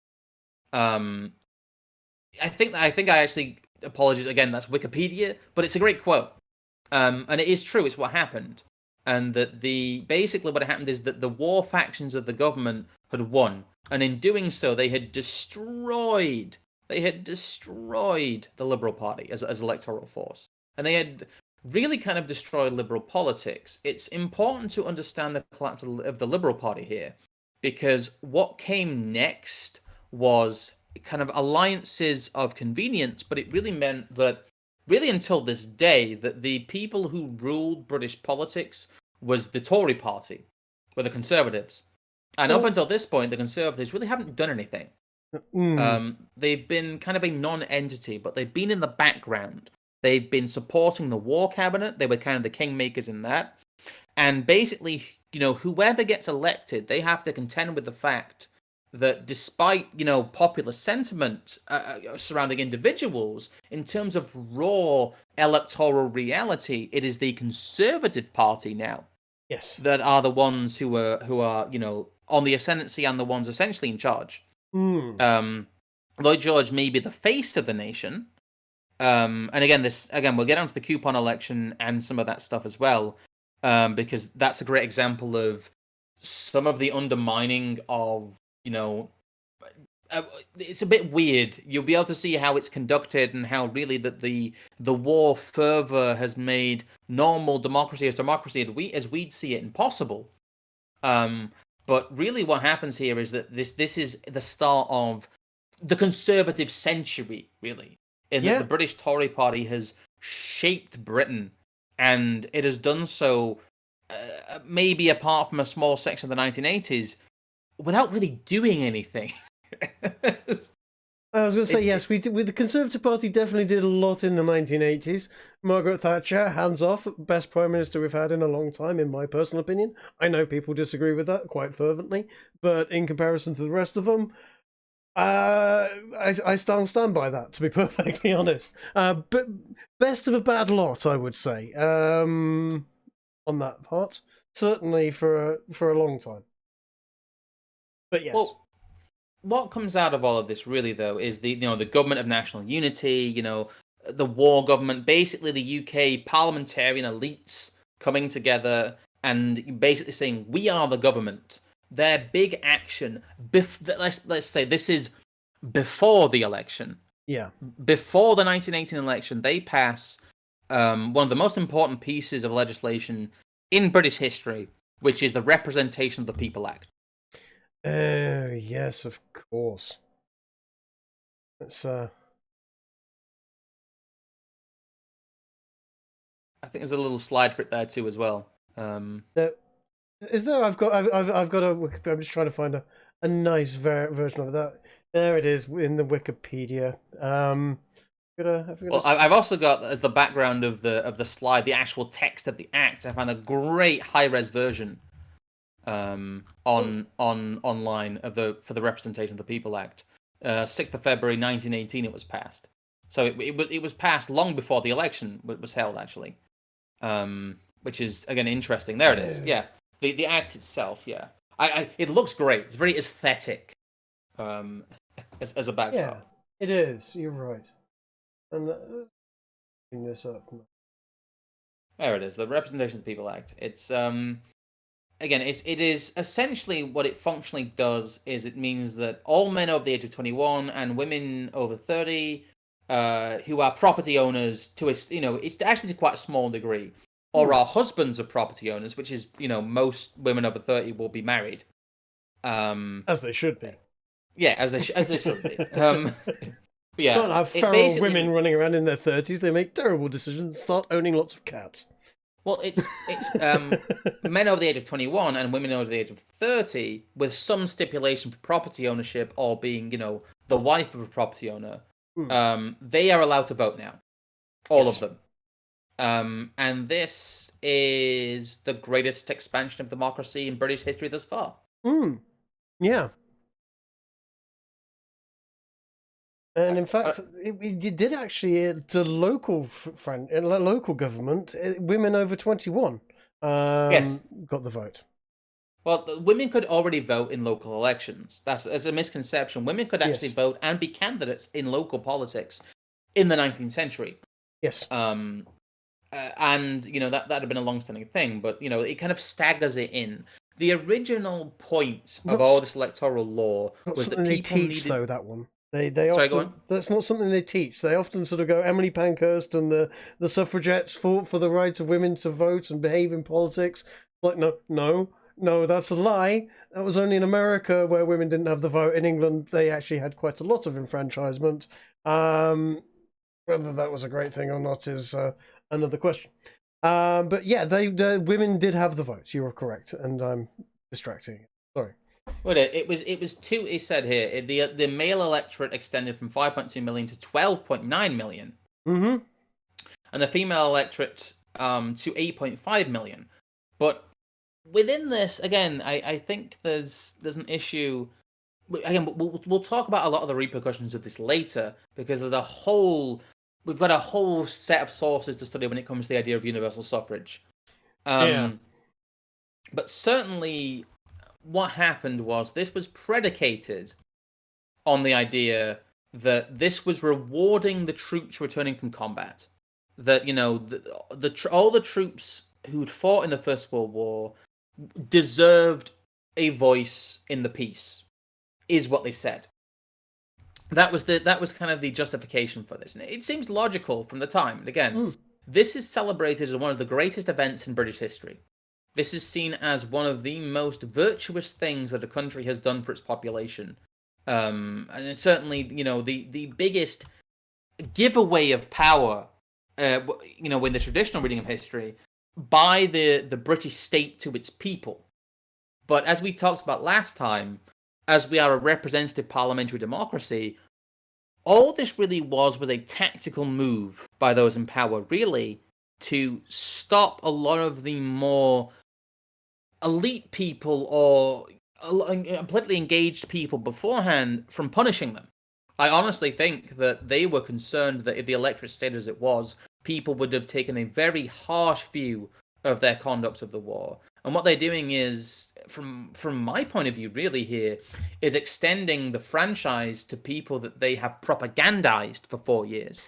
There's and they are, There's probably some argument to say as well that what had been happening in Russia with Bolshevism and Marxism, etc., there was a degree of concern that could overrun into England and elsewhere as well, and perhaps measures to placate that might be a good idea.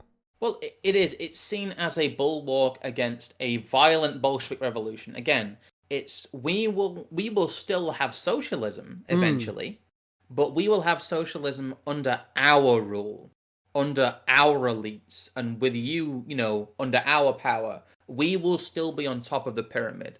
As I've said in both the previous episodes, the most generous reading of democratization as it extends to the forming of a welfare state is that you are stopping the people from conducting a violent revolution. You are having a peaceful handover of power, which is, better for them.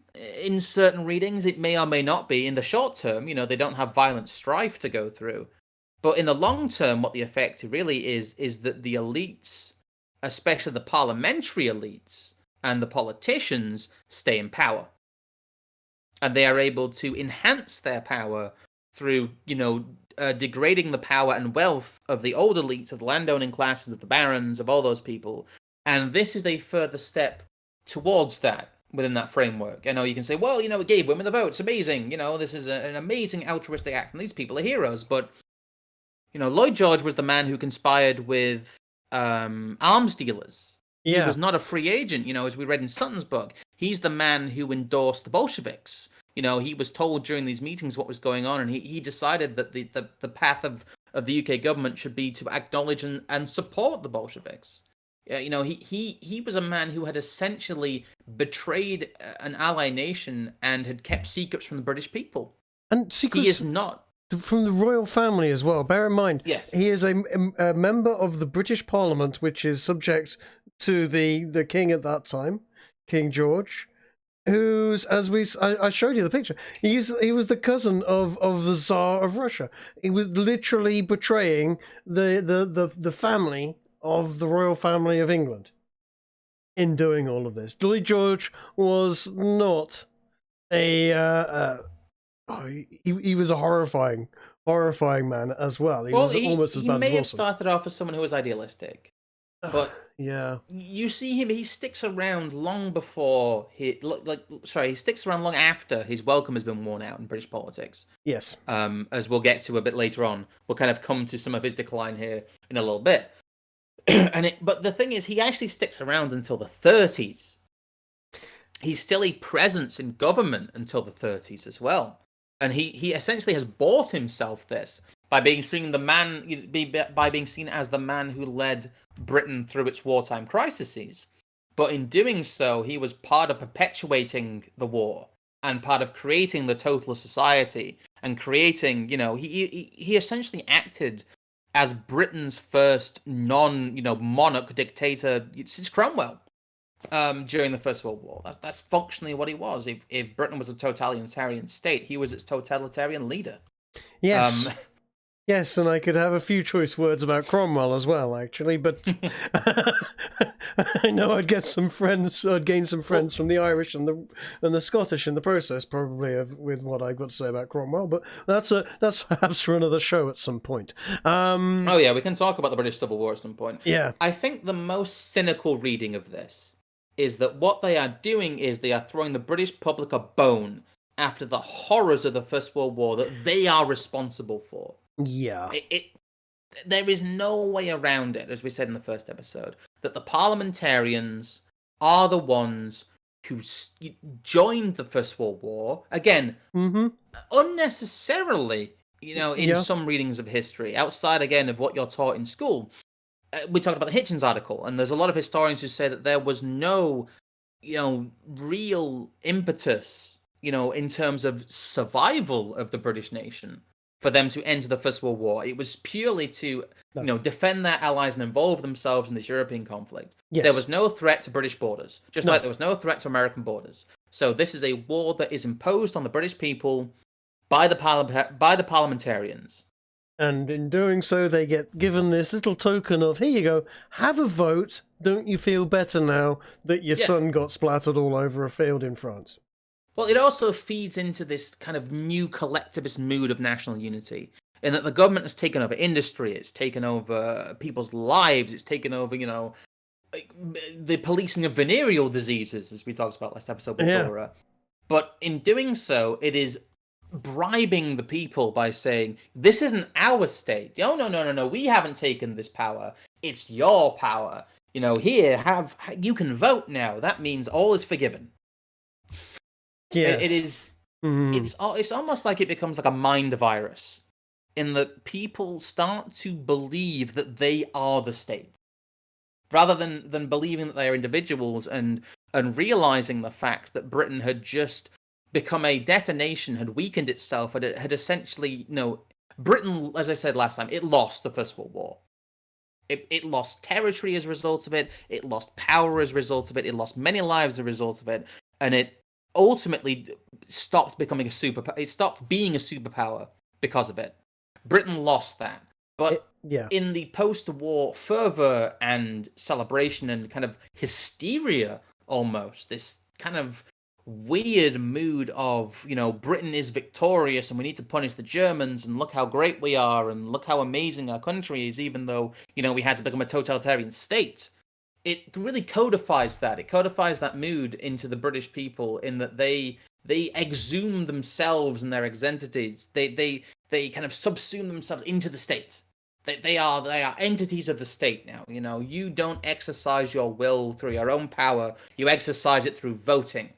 And like I said, I know, there's all these new uncomfortable rules and institutions around you, but you control them because you can vote. You have direct control over them because you can vote.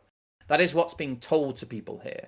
And, this experiment hadn't been done before in Britain, and they didn't know what the outcome would be. But, rightly or wrongly, that is another way you can see it, rather than this mass altruistic, progressive move towards utopia that it is shown to us by, the history books. Yeah. Again, I'm sure that's probably how you were taught it, Trig. By and large, that's that would be about sums it up. It was. It's as if that when you run up a huge amount of debt. Not that I'm sure you haven't, but if someone runs up a huge amount of debt and then sells off small chunks of that debt to lots and lots of people, therefore that debt doesn't hit him in the pocket quite as hard, because suddenly lots of other people owe a chunk of that debt as well. This is what's happened here. This is, well, you're all part of the state here, you can all have the vote. Therefore, oh, look, we all owe this amount of money now as the state. It feels a bit like that. It feels a bit like they've passed on the debt and the mess that they'd got us into to the general public, so the public can't hold them quite as responsible, because it's our state now. We've all got to vote. We're all part of it. We shouldn't have voted them in if they didn't want us to do this. And very very quickly people forget as well. Once they've got something, they tend to sometimes think that they've always had it. Especially if you tell them they've already had it, always had it, which is where propaganda comes in. Well, It is. It's the culmination of all of that, really. It's like, again, it all becomes self-fulfilling and self-sustaining, and it builds up that kind of this grand tapestry of what is kind of the modern state.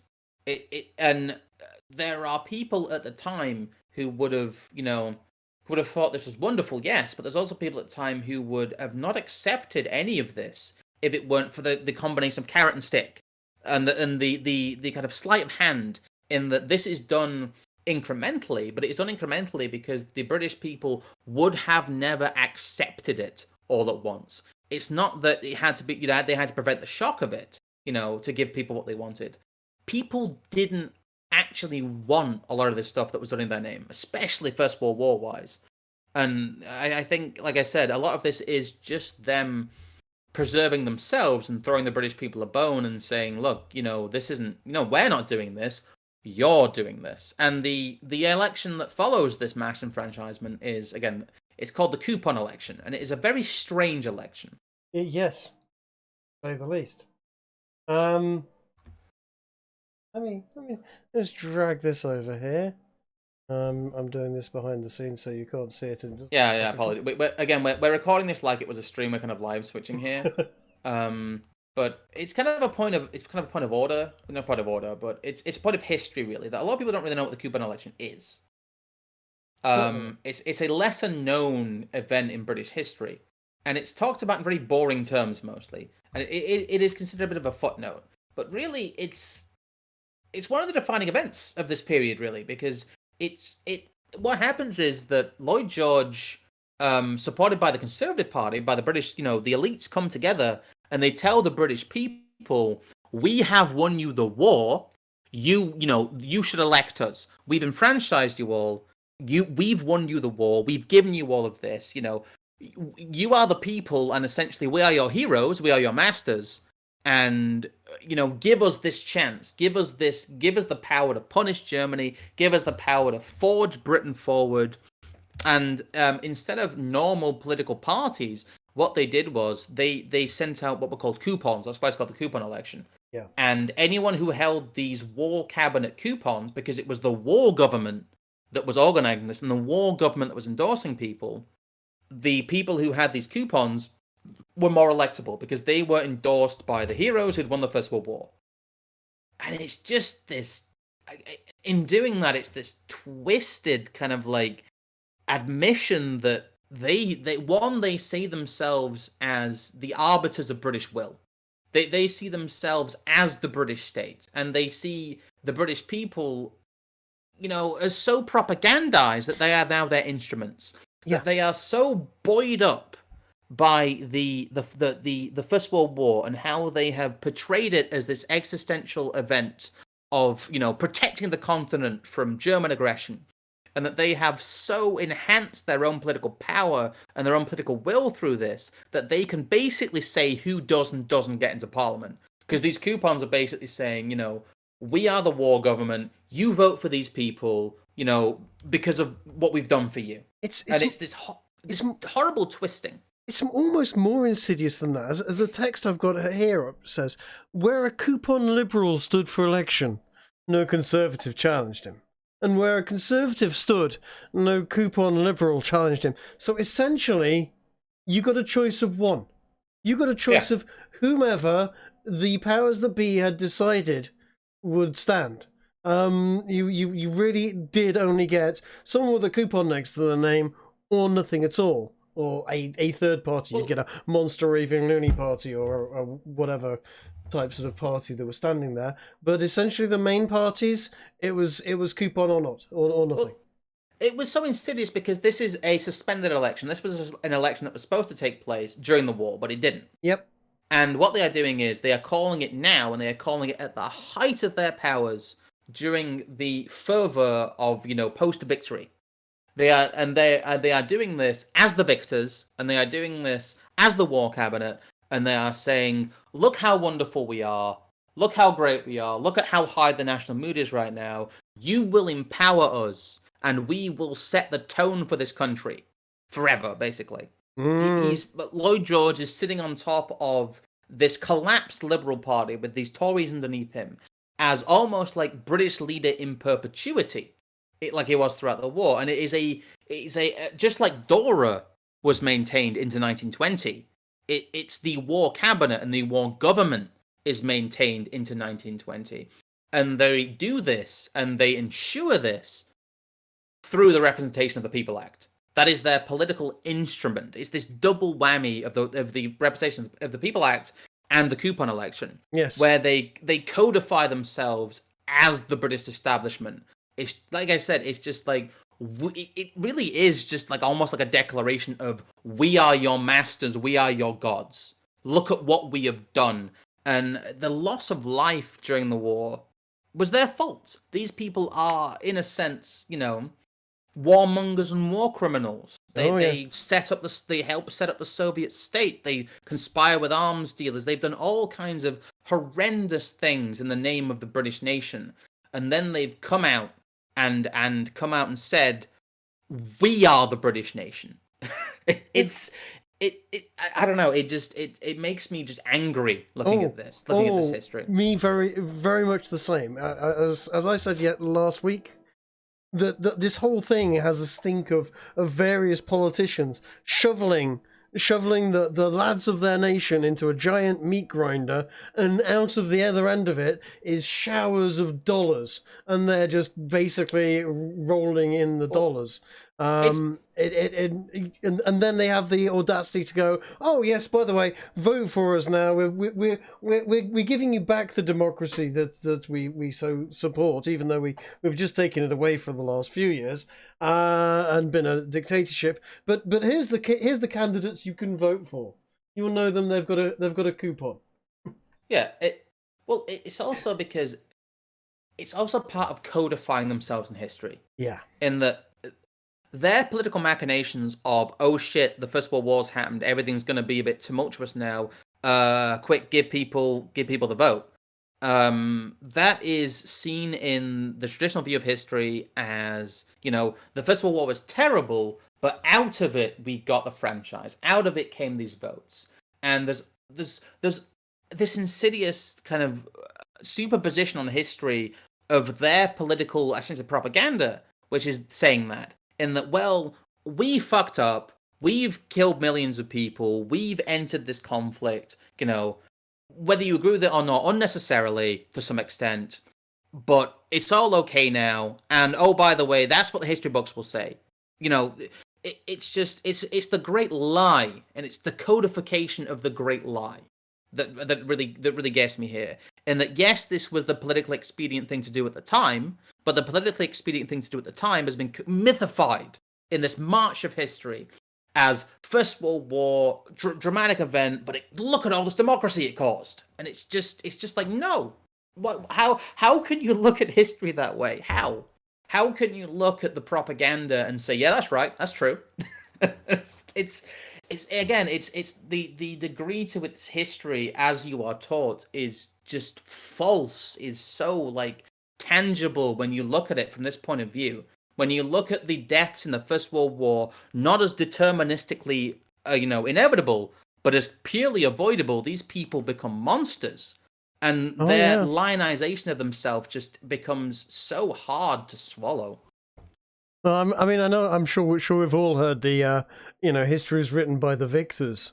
This is the ultimate example of it, yes. Yes, this is. It's often a little trite, and maybe in some terms, but this certainly the last 100 years plus, definitely. Go back a little further, we have to piece history together, say from the Dark Ages or Roman periods. We have to grab lots and lots of different sources from different bits and slowly build it together for, patchwork, which is actually seems to be a way better way of actually working out what actually happened, because you don't have a narrative being given to you. Here you go, believe this, or you're some sort of traitor. Well, almost. It's a great example of how politics is done today. It's history remembers it as, oh, it's the first election women can vote in. Isn't that amazing? Rather than it being kind of the lionization of the butchers, which is what it is. It is the glorification and mythification of a group of people who killed millions, and they are excused from that. Their guilt is expunged because they let women vote. Yep. It's the same thing. It's like, well, Obama might have struck, thousands of children, but look, he's the first black president. Why are you talking bad about, why are you talking such bad things about the people who gave women the vote? Surely you must be sexist. If you Obama can't be believe a that bad Lloyd person. George is a warmongering war criminal who should have been fucking hung, why do you hate women so much? It really it plays into it's the first kind of national level kind of. Again, it's progressivism, it's Wilsonism, it's all of these ideas, and you begin to see like political machinations and just cold, calculated, hard politics being sold to you as virtuous. Look at the virtues of what's been done. Don't look at the political realities. Look at these virtues. Women can vote now. Isn't the world amazing? And ignore all the other political reality around that. Yes. Yeah, that puts it nicely. That sums it up. I mean, wow. Like, giving women the vote caused all sorts of problems in America as well. Oh, it did. Yes, we can get onto the. I don't know. You might want to address your mic a little bit better there, Trig. You're a bit quiet. I'm sorry. Yes, I was looking away, and this mic is a unidirectional. It's very directional. Yes. Yeah. Sorry. Just remind you for the viewers at home there. It is a case of us again. We're finally going to cover the 19th Amendment. Don't worry, guys. We've covered the UK election law stuff. We're getting on to kind of our second to last point here, really, apart from the power calculations we usually do. But yeah, the 19th Amendment itself is, again, it's interesting because on a state level, some women could already vote. That is a point of history, that some women could already vote at a state level, but it is only in those states in which the temperance movement had gained power. The Temperance Party, in fact, were the first people to endorse women for the vote. That's kind of an important point of history here. But again, we'll in a second we'll be returning to Rothbard and progressive era again, where it's, I think, power and fulfillment. World War I is fulfillment, power and intellectuals. Because the 19th Amendment itself, it's everyone knows what the 19th Amendment is. It gives women the vote. But behind that, really, again, it's kind of a launching point for the wider discussion.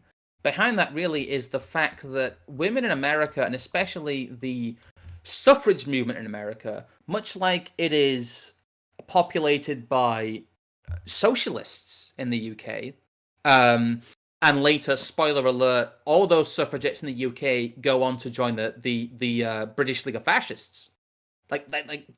All of them do. It's kind of hilarious. But within America, the suffrage movement for women and politically engaged women during this time were temperance campaigners. They were people who wanted to ban alcohol. It wasn't just the women. I will stand up for the women in this. It was also the pietists that we mentioned earlier. Essentially, hardcore Lutheran Protestants and pietists and women were there. Essentially, they wanted the state in America to be the moral arbiters for the people within the state, and dictates, no, you can't drink, that befuddles the mind, and therefore you can't seek and be a better person. Well, of course, again, it's Woodrow Wilson. I think it was Wilson at this point. I'm not sure it was him or not, but the 19th Amendment, submitted to Congress and ratified the following year. It had a little bit of a rocky road with the states ratifying it, but the states eventually did ratify it. They're trying to do the same thing now. Don't you? They're actually. I just saw something today. They want the state in America to start legislating hard on how much nicotine can be in tobacco and how much. So literally, again, going for prohibition, just in a much more moderate way on certain things. But they're having to go at it again. Yeah. Point 3 here from Rothbard, progressive era, again, World War I's fulfillment. Point 3 here is women at war and women at the polls.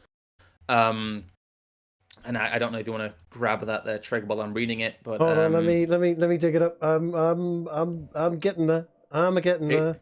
Oh, it's fine. I'll just, like I said, I'll just read it for a little bit before while we're doing some technical stuff. getting some windows sorted, getting some stuff stretched out. It's called point 3. It's scrolled down a bit. It's called Women at War and Women at the Polls. But it says, as another direct outgrowth of World War One, coming in tandem with prohibition but lasting more permanently, was the 19th Amendment, submitted by Congress in 1919. Women's suffrage had long been a movement directly allied with prohibition. Desperate to combat a demographic trend that seemed to be going against them, evangelical pietists called for women's suffrage and enacted it in many Western states. They did so because they knew that while pious women were socially and politically active, ethnic or liturgical women tended to be more culturally bound to hearth and home, and therefore far less likely to vote. Basically, what he's saying is that the voting base in America of women who were politically active tended to be Protestant pious, Puritans, basically. Hence, women's suffrage would greatly increase pious voting power. What I like to call Karenism. Yeah, Karenism. Yeah, this is the rise of the Karens. In 1869, the Prohibitionist Party became the first party to endorse women's suffrage, which it continued to do. The Progressive Party was equally enthusiastic about female suffrage. It was the first major national party to permit women delegates at conventions. A leading women's suffrage organization was the Women's Christian Temperance Union, which reached an enormous membership of 300,000 by 1900. Remember, that's a lot of people at this point in history. There's only 1.8 billion people in the world. Or 1.4 at that point. Can you imagine walking into that crowd? 300,000 Karens. That has got to be the most horrendous, self-righteous. Ugh. Every single one of them will want to tell you exactly how you should run your life. The National American Women's Suffrage Association had the last 3 major presidents of the National American Women's Suffrage Association: Susan B. Anthony, who's lionized and remembered, Mrs. Carrie Chapman, and Dr. Anna Howard Shaw, all began their activist careers as prohibitionists. Susan B. Anthony put the issue clearly. There is an enemy of the homes of the nation, and that enemy is drunkenness. Everyone connected with the gambling house, the brothel, and the saloon works and votes solidly against the enfranchisement of women. And I say, if you believe in chastity, if you believe in honesty and integrity, then take the necessary steps to put the ballot in the hands of women. Women's suffrage is seen as a moral kind of cleanliness issue, really. That women, in Susan B. Anthony's view, someone who's remembered as this great feminist, are against saloons, brothels, gambling houses, and drinking. They are essentially moral scolds. They are woke scolds. That they are people who, again, during World War One. Again, I'll skim over this. There's too much to read here. Rothbard talks about the fact that they went around basically policing the vices of troops. And they established kind of no-go areas. Like, they established zones of prohibition around U.S. military bases and U.S. training bases in the U.S. They set up conferences. They set up organizations. They basically became the police, or they became the police for drunkenness of men during the war effort. They were, there was a large part of that's forgotten. But yeah, they really, like it said here, Susan B. Anthony just said there that in terms of political action in 1918, the suffrage movement was the temperance movement. They are essentially the anti-fun party. Sorry, couldn't help myself again. But again, this brings us on to the entire debate about universal suffrage, which is probably going to take up the last bit of this stream here. Because universal suffrage as a concept and kind of the 19th Amendment itself as an example the 19th Amendment is an example of how quote-unquote universal suffrage empowers special interest groups. And by offering these groups democracy, a lot of what they'll do is they will turn around immediately and punish other groups they don't like. Oh, yeah. They use it as a cudgel to wield the power of the state. And Prohibition is a good example of this. Because, again, the Prohibition era will be covered in detail during our next episode. But Prohibition really creates a huge amount of growth in law enforcement. Prohibition really was the problem that the FBI was looking for. The FBI was founded, I think, when was it? It was like 1908 originally. Mm-hmm. But it didn't really grow its teeth until the 1920s. That's where you get the whole warrantless wiretapping. That's where you got a lot of the commissions and a lot of the overreach.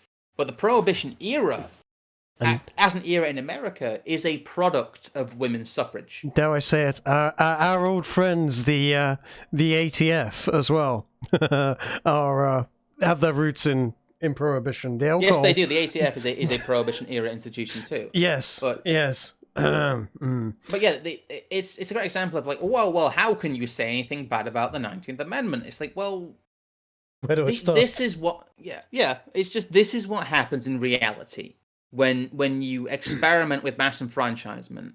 You know, whether you like it or not, the outgrowth of the 19th Amendment are all the problems of Prohibition era America. And everything that grows out of that is itself an outgrowth of the 19th Amendment, you know, causality-wise.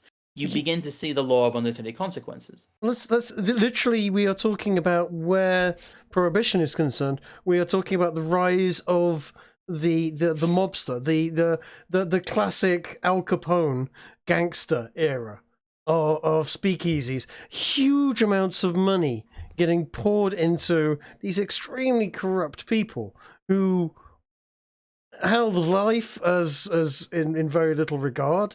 You know, they were killing and butchering their way to huge amounts of power. It's very easy to romanticize the Prohibition mobsters, and God, everyone likes that era for the mobsters and that type of thing. But these were very, very powerful. The mafia has been very, very, very powerful ever since, even going so far as to being involved in politics up into the Kennedys and beyond. This is where it all starts. Huge amounts of a major shift in power towards illegal groups was caused by the 19th Amendment. There's a lot of arguments to say this did a lot of harm to America, because it's now not just the American classic Italian gangsters. It's all manner of organized crime comes from Prohibition. It's the big question here about universal suffrage. It's that we didn't go into the whole definition of democracy to start this. We didn't have time. We can't start at first principles. We just don't have the time. I might do an episode 0 at some point, but we had to kind of get into the meat of the subject. But once you get to the whole universal suffrage era, you have to start demolishing the myth that democracy itself is virtuous. Democracy is just a system. Yep. It is not inherently good or bad. How it can be used can be good or bad, and its outcomes can be measured, but democracy itself isn't necessarily virtuous. So the question you have to ask is, is more democracy always better? And that seems to be like, it's like questioning like it's like being heretical almost in a historical sense. It's like being heretical in a modern political sense. But, is more democracy better? Is more people voting better? Does it free them? Does it functionally free them? Does it make their lives improve? Are they able to better exert their will on the world in a way that is not only, beneficial to them, but beneficial to those around them? Does it give the utilitarian outcome that people always seem to fall back on of most good for most people? Does this work? And the answer so far appears to be no. Not really. I would say that there are cases where democracy works. A small collection of intelligent people that can understand everything that's going off around them, say in an Athenian state in ancient Greece, that kind of worked then for a while. But the more people you get involved in a democratic system, the more it becomes the 51% voting to rob the 49% of their stuff. You mentioned the Athenian. I've got like it's a famous painting of the Athenians voting for the whole universal suffrage slide thing. I can't remember who did it. I'm apologies if anyone could tell me in the comments. I remember this image. It's kind of stuck in my brain pan. So if any of you can tell me who I don't want to research it like live on air right now and take 5 minutes to Google some stuff. But it is quite a famous image of like the Athenians. It's very Renaissance art. They're pointing at the the Pantheon, and they're pointing at Athens, and they're pointing at the statues, and they're all being very dramatic and Greek. But we really kind of get our myths of democracy from this age. And again, I don't have time to talk about all of this. There it was. I don't have time to talk about all of this because it is something that is its own topic, and we may do it again in future when we just round out the entire concept of democracy. Because, like I said, I don't think you guys are stupid, and I think you guys know what democracy is, and I think you guys know some of its history. But the myths of universal suffrage and the myths we have of mass democracy find their roots in ancient Greece, and that's just not the way it was. Now that we're here, now that we're at 1918 and 1920 into 1920, we see the actual first instance of mass democracy in this form. Because in the ancient world, it never took this. There was never any mass democracy before this. No, it was a handful of landowners, wealthy landowners, that controlled everything. They would have decried it as absolutely undemocratic these days, but that's how it was, and it's nothing. It bears no resemblance to what we have now. No, it doesn't. Really? And there's the confusing aspect as well, in that when people talk about democracy now, all they talk about is voting. Democracy is not just voting. Democracy, in a classical sense, is an entire set of ideas. In that, you have to have open discourse to have a democracy. You have to have free exchange of ideas to have a democracy. For democracy to quote unquote work, it has to be free from a lot of these factors that ruin it, and a lot of these factors that guide it and make it not function. And really, all we see by the kind of modern incrementalist, kind of Hegelian, essentially ascending the society into space view of history we have, is that democracy really is just voting. It's just people vote, therefore good. That seems to be what people talk about when they talk about democracy. They don't talk about it as a system of ideas, and they don't talk about how essentially democracy is self-defeating, because you get situations in which a democratic government will essentially suspend the other kind of normal tenets of democracy, where it becomes free exchange of ideas, free speech, things like that are tenets of the wider pantheon of democracy. But when the virtues of democracy are extolled on a historical level, all people seem to talk about is just the act of voting. And really the question here is, is the act of voting worth all the rights these people have surrendered since 1900? Is the, I guess, semi-universal, because there's no women aren't equal yet. Well, this is still a mass expansion of the electorate. This is still a step towards the universalness of the vote. Everybody over the age of 18 can vote. That comes in the 20s, when women get an equal footing. And by the way, all attempts to put women on a quote unquote equal footing after the 1920s are bullshit, because they already are. Yeah. At least in an electoral sense, anyway. That's just all posturing. Women have had equal voting rights in the US since 1928. That's just how it is. But anyway, it's a case of the fact that all they're saying is these people get to vote, therefore the world has become amazing. And that's really all they're saying. Yeah. Do you want to? I was going to say, do you want to actually bring up old Uncle Sam Francis at this point? Oh yeah, we can. We have a little passage here from the Leviathan. We do, because it's very good, and it's about. It feels like it's about the right time to bring this up. Do you want to read this one, Trey? Sorry, I've just been rambling. No, that's all right. It's all right. You carry on. When I get on a rant, we all know what say communism, and then I'll go. Okay, well, Sam Francis says this is a PDF copy. It's a bit. I think it's actually a rip of an EPUB. So I don't have proper page numbers here. I'm sorry. I was quoting some proper page. I've got a physical copy here, which I'm going to get some more bits out of for next stream, so I can quote pages properly. But this is, I think, page 41 of the PDF that's on archive.org, and that's the only place I could find this in a snippable format, or a format we could show you guys. Sam Francis says, the mass state is analogous to the mass corporation. Also in the relationship between its mass membership, which holds a formal right of control, and its elite, which exercises substantive control. Before this, he's talked about managerialism, which we'll go into a bit later. That's kind of Burnham stuff.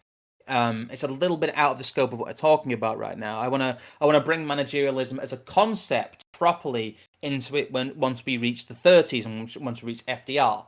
But what he says is, there is dispersion of the owners, i.e. the state, its citizens, of its traditional ruling class, and there is a separation of ownership and control in the corporation.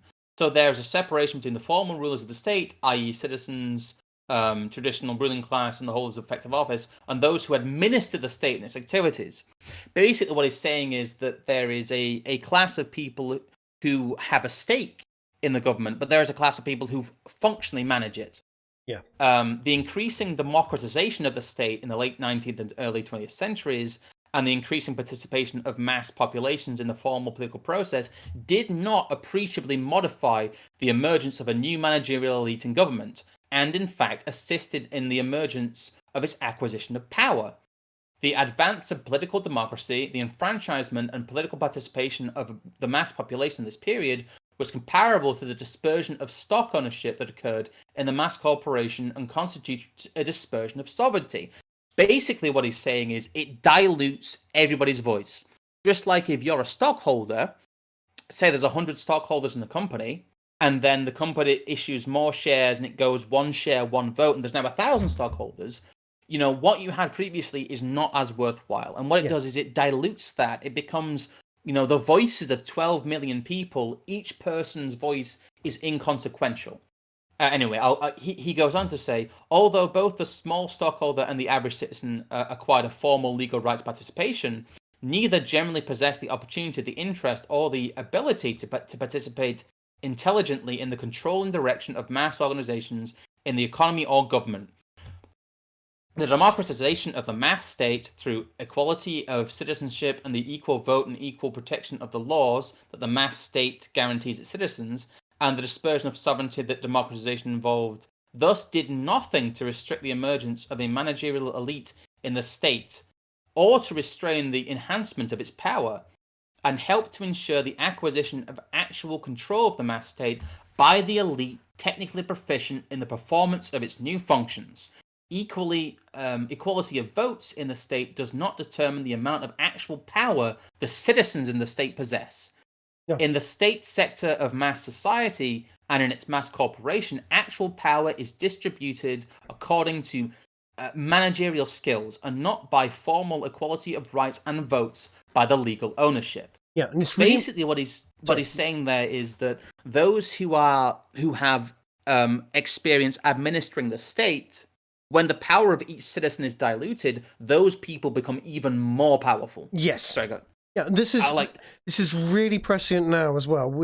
In today's world, where there are so many of the, shall we say, managerial elite politicians constantly going, we want mass migration. We want, we want to give people the vote. The moment they land in our country for whatever reason, we're going to let them have a say in how the country's being ruled. This is what they are doing. They are disenfranchising everybody, including those people, by the way, that are coming over here, that are being hoodwinked into coming over to America, to England, to Europe, to wherever.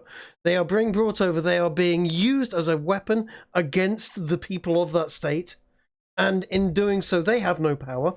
They are just literally being used as a cudgel to remove your individual power. They are taking away from you. Every time one comes in, they are taking away from you directly.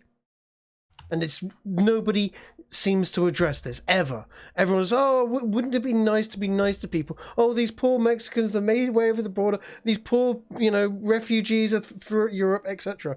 They are stripping your rights away every single time when they do this. And any politician that advocates for this is not a decent actor of the state. They are, in fact, a traitor and should be treated as such, in my personal opinion. Excuse me. Yeah, it's an interesting, like I said. You're right, though. And what Sam Francis is describing here is that by the time the vote is extended to these people, the vote is functionally meaningless. Yeah. Because the state is not driven by the individual voter. The state is driven by the managerial elite. It is driven by the bureaucrats and the professional politicians who are most adept at these new levers of power.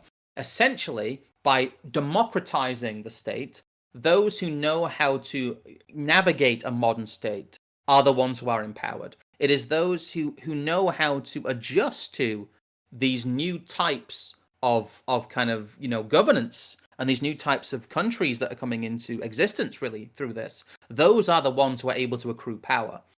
And it's a much better way of looking at it, I think. You shouldn't look at democracy in a childish sense as it's taught to you. You shouldn't look at it as power to the people.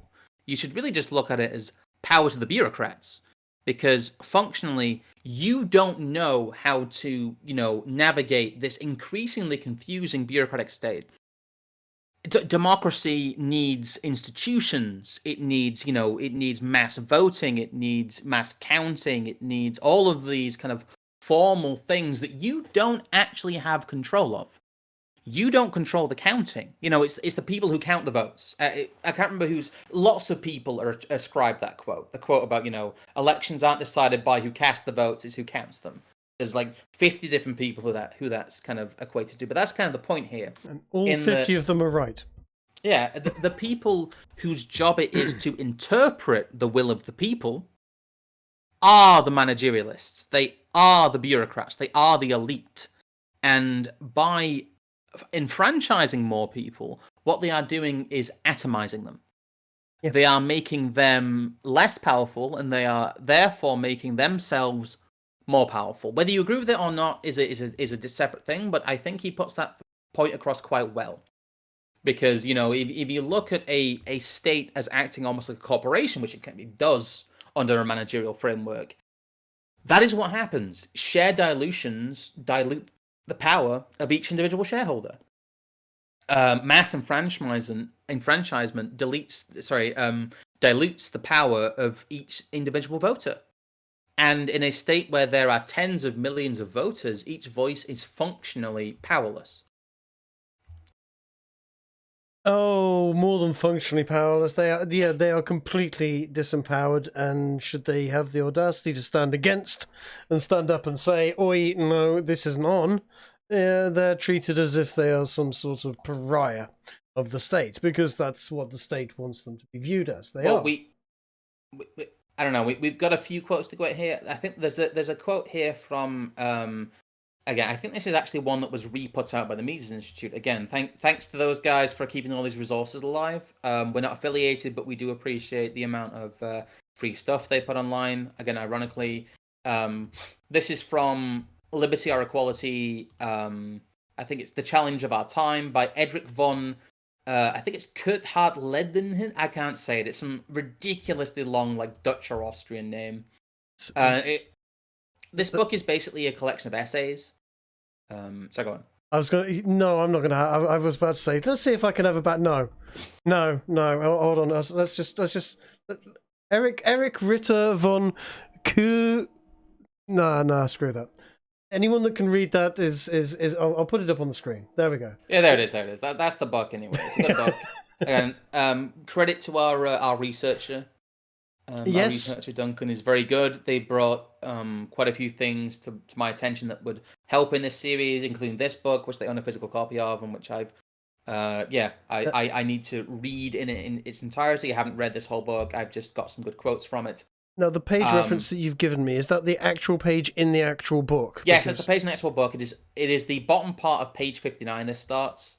Okay, give me a sec. Right, there we go. I think we're about there-ish. Yeah, where it says at the bottom there, it says the optimism expressed by some Democrats, especially those in the thraldom of Wilsonian expectations. I think we all know what that means by now with all of our banging on about Woodrow Wilson, was bound to come to grief. George Sorrell had no illusions about the aristocratic oligarchies having the least enthusiasm for fighting long drawn-out wars. Again, we talked about it last time about the skirmishes of the 1870s versus the total war of the First World War. And Anatole France, shilling a reactionary, flayed the merciless and pitiless cruelty of democratic warfare, with its inane tendency towards unconditional surrender formulas and struggles to the bitter end. Jacob Burckhardt added cynically that the male tendency to appear brave under the eyes of women was another element adding to the great collective savagery in collective warfare. Again, this is really good for the First World War. Yeah, of all visionaries of the horrors of total war, none was more realistic, pessimistic, and accurate than Thane. Before his eyes was a picture such as was painted in the words of Herman Melville, who wrote poetically about the forces of democracy. Behold her whom the pandas crown, harlot on horseback riding down, the very Ephesians who acclaim, the great Diana of ill fame, arch strumpet of an impetus age, upstart and rancor. I can't even read. Sorry. Do you want me to do this? Because I do this. Right. I'll start from the beginning. Behold her whom the pandas crown, harlots on horseback riding down, the very Ephesians who acclaim this great Diana of ill fame, arch strumpet of impious age, upstart from rancor villain age. 'Tis well she must restriction taste, nor lay the world's broad manner waste. Great piece of words. Great piece of verbiage. Love it. Sorry, I butchered it there, guys. Thank you for saving me there, Craig. No problem. In his description of the new war with its collective and coercive nature, he was very conscious of the bourgeoisie. Is that the bourgeois? Yeah, bourgeois character of the soldier who was not the warrior of old. So yeah, that's kind of what I wanted to get at here, in that. Really here they're expressing the framework under which total war can only be waged by these mass democracies, because they exhume themselves in the total society. And they do it, again, this is a lot more lyrical than a lot of other sources you'll see here. It's very good. I really enjoy this kind of stuff, because it's true. I love this shit.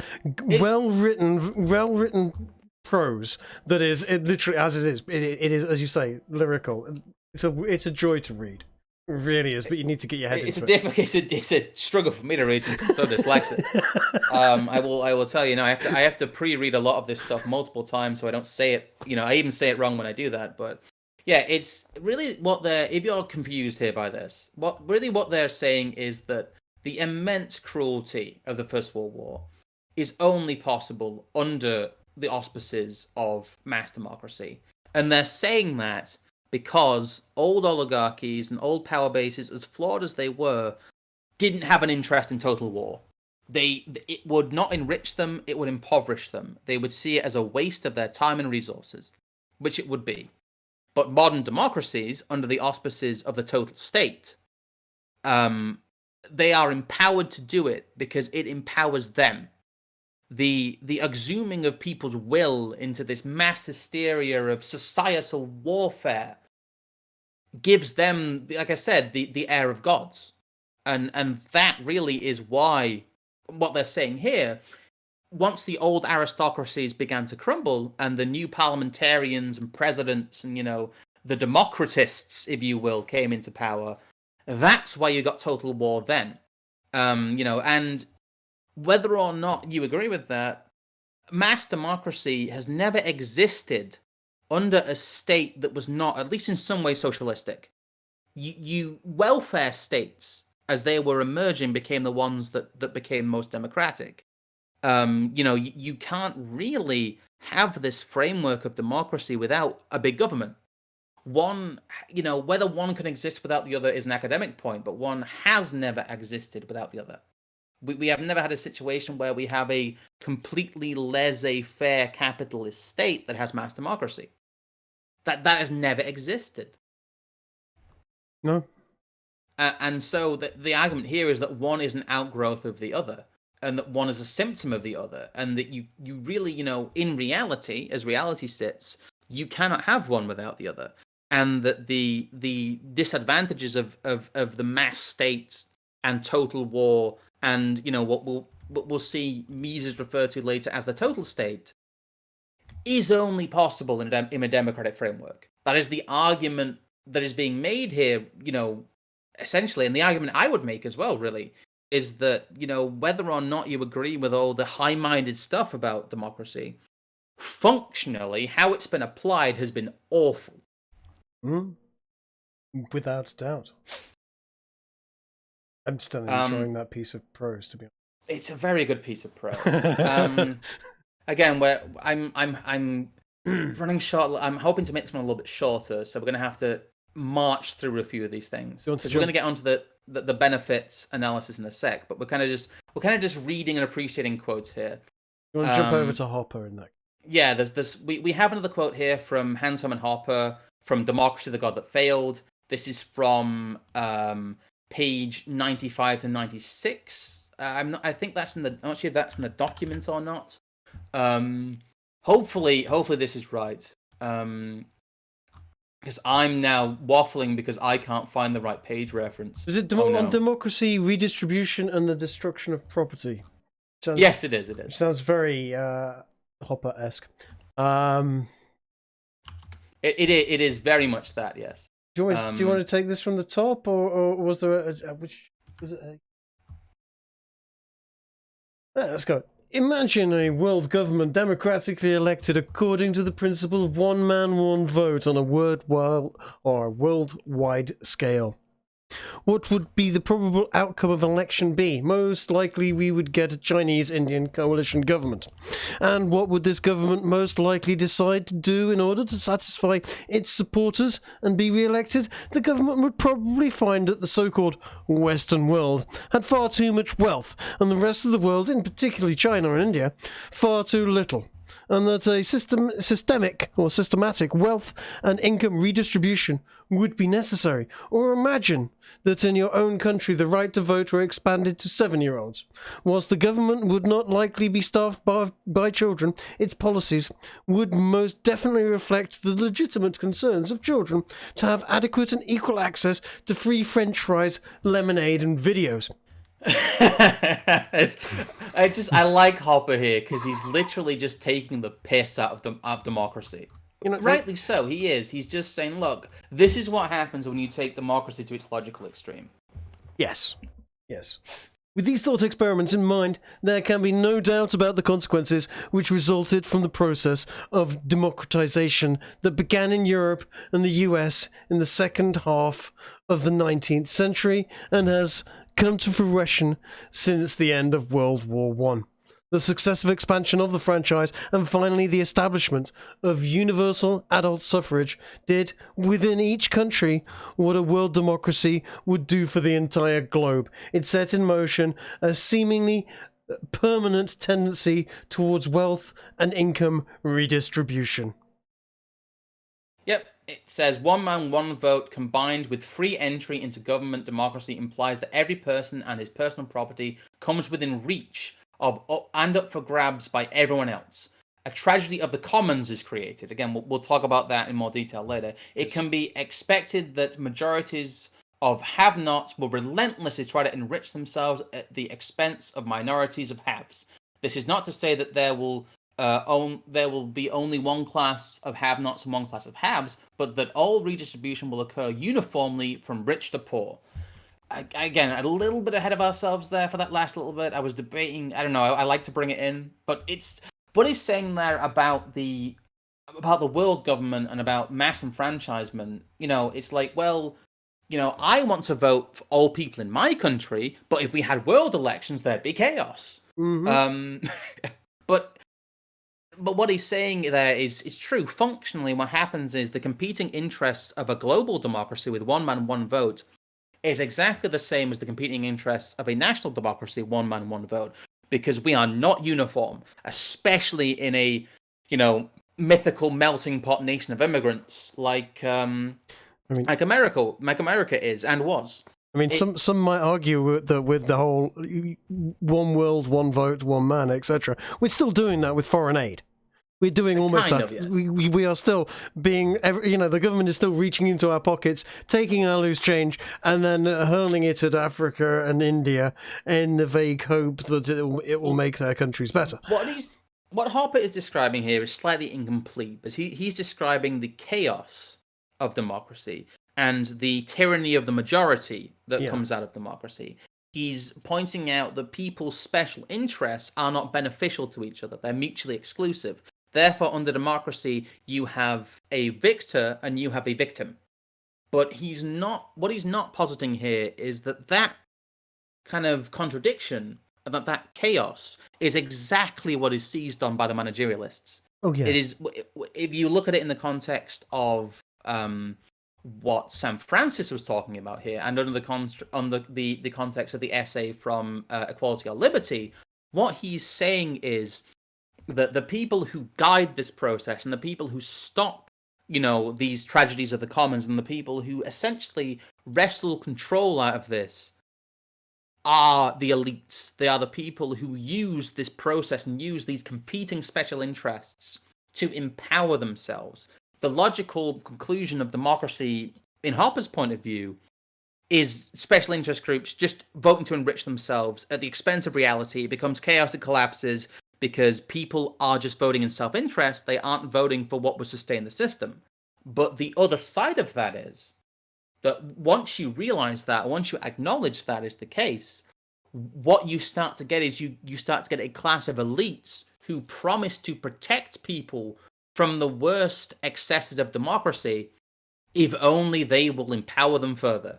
And again, it becomes this feedback loop of special interest, bigger state, and managerial class, and it becomes what we've seen so far: the ever-expanding state. There's one more quote here for you guys that I wanna read, because I think it's my favorite of the lot here, because it really just sums up what I'm talking about and sums up what we've been talking about. Oh, hold on a second, let me find in terms of first principles. No, we can do it in the who gains and who loses stuff here if you want to. No, it's all right. I haven't transferred that over yet. Okay. So I'm seeing the preview here. I know. We're finally going to read some actual Mises. Right, page 47, aren't we? It's 59 in the PDF, but thank you. Yeah. We are on page 47 of Ludwig von Mises' Omnipotent Government: The Rise of the Total State and Total War. And I don't know, Trig, do you want to read this one, because you really enjoy this quote too? I do. Give me a second. Let's it's framed right, so everybody can. Where are we? I was going to say it's. I think it's from. Where is it? Give me the starting. Give me the starting point. Where are we? I'm trying. It says it has been necessary. It has been necessary to dwell upon these truisms, because the mythologies and metaphysics of atheism have succeeded in wrapping them in mystery. The state. Atheism is basically the idea of a total state. It's the idea of an exuding state. That's what atheism is. Sorry, just definition of terms there. No, absolutely. The state is a human institution, not a superhuman being. He who says state means coercion and compulsion. He who says there should be law concerning this matter means armed men of the government should force people to do what they do not want to do, or not do what they would like. He who says this law should be better enforced means the police should force people to obey this law. He who says the state is God defies arms and prisons. The worship of the state is the worship of force. There is no more dangerous menace to civilization than the government of an incompetent, corrupt, or vile man. The worst evils which mankind has ever had to endure were inflicted by bad governments. The state can be, and has often been, in the course of history, the main source of mischief and disaster. I'll read this next bit though, but it goes on to say that the apparatus of compulsion and coercion is always operated by mortal men. It has happened time and time again that the rulers have excelled their contemporaries. The rulers, have excelled their contemporaries and fellow citizens both in competence and fairness, but there is also ample historical evidence to the contrary too. The thesis of etatism, the total state, that the members of the government and its assistants are more intelligent than the people, and that they know better what is good for the individual than he knows for himself, is pure nonsense. The Führers and dukes are neither God nor God's vicars. The essential characteristic features of state and government do not depend on their particular structure and construction. They are present both in despotic and democratic governments. Democracy, too, is not divine. We shall later deal with the benefits that society derives from democratic governments, but as great as those advantages are, it should never be forgotten that majorities are no less exposed to error and frustration than kings and dictators. That fact is deemed true by the majority does not prove its truth. That policy is deemed expedient by the majority does not prove its expediency. The individuals who form the majority are not gods, and their joint conclusions are not godlike. Love that quote. It's so good. It's yeah. That whole thing is so good because it helps you define in terms, Mises himself is actually, he's not someone who is an ANCAP. He's a statist. He believes in, he says at the top here that, human nature as it is, the state is necessary and indispensable. He starts by saying that. He's a bit more balanced than, Rothbard comes after Mises and really kind of expands on a lot of his work. And because he's later in time, Mises is during the war, during a lot of this stuff. In fact, he wrote this, I think, in 1944. Which is amazing to be writing this in that time period. But he is someone who is rightly identified both the nature of the state and the deification of democracy in the state. And I think it's really important. I would encourage you to read it yourselves. As always, I will leave references as a community post and in the pinned comment for this video. But it's really important you understand that and you kind of internalize that, because the state is coercion, the state is compulsion, and the state is policing. There is no state without any of that. The idea of the voluntary state is a nonsense. The state exists because it enforces its own existence, and the state exists, as a powerful entity because it has the monopoly on violence. That is how the state exists. And he who worships the state worships force. It's true. It is very true, and I think we need to keep that in mind every time people talk about, democracy being the bulwark against, the enhanced state powers that seem to come with it. With the special interest groups that come with mass democracy voting to empower themselves and also empower the state to punish people they don't like, that is not a function of, that is not a natural function of human will. That is a function of the coercive state.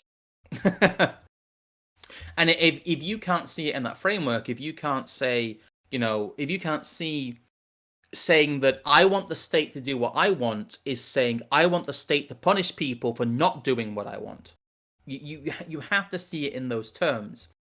And so every time you get an enhancement of the franchise, what you're doing really is exposing different groups to, again, the cudgel of the state being used against each other by other groups. The most dramatic example of this happens in Africa, where, the largest tribal group will elect a government that genocides the smaller tribal group. Yeah, that all too often happens as well. Christ. Even today, even these days. Well, isn't something cracking off in Chad right now? I believe on those lines. I believe it's not a particular Chad event. No, it's not. It's not. Anyway. So I've talked a lot throughout the stream because I seem to have a lot to say today. But what's your calculation then of 1918 to 1920? What has been the exchange of power and the exchange of resources here? Well, it's been more of the same, hasn't it? It has been more. Parliament has grabbed more power. It has diluted the voting base consistently. So those that could vote now have less of a say in it. And up until the coupon election was just literally a case of vote for us, because you don't have any choice in the matter, because we're the only people that you can vote for. America had similarly essentially been given over to vast amounts of woke scolds who immediately took their beer and whiskey away from them, which seems rather mean, to say the least. And in doing so has basically empowered a huge amount of gangsters and hillbillies that would be busy moonshining and running moonshine. Yeah, and then as a consequence empowers a government reaction to that. Yeah, and it's more and more power to the government.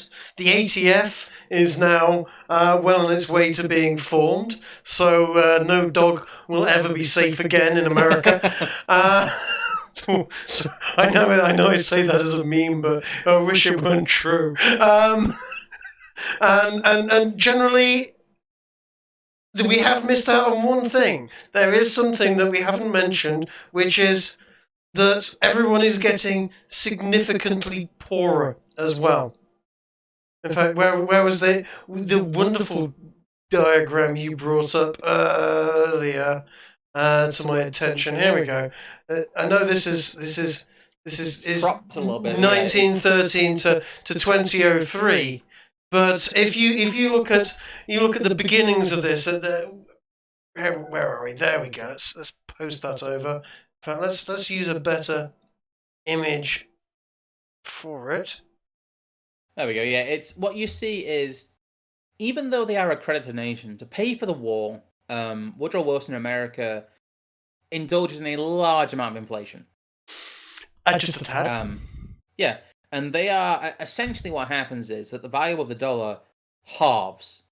That the reserves that you had in 1913, if you had pure cash, if you kept your money in cash purely, would be worth, in terms of buying power, half of what they were by the time you get to 1920.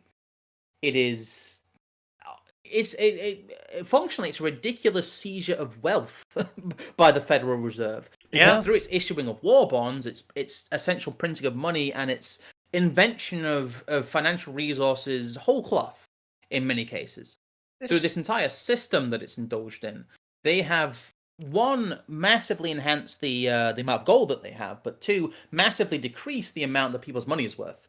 Just imagine you're a farm owner in 1913. You're growing grain or whatever it is, and the war started to crack off in 1960 and so on. And your son goes off to fight the war. War bonds are being issued, and he dies.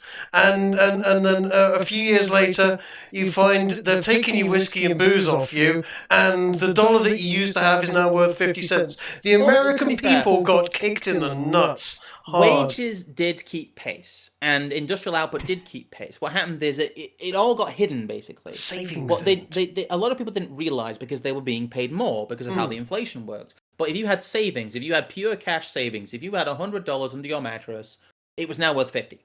Yeah.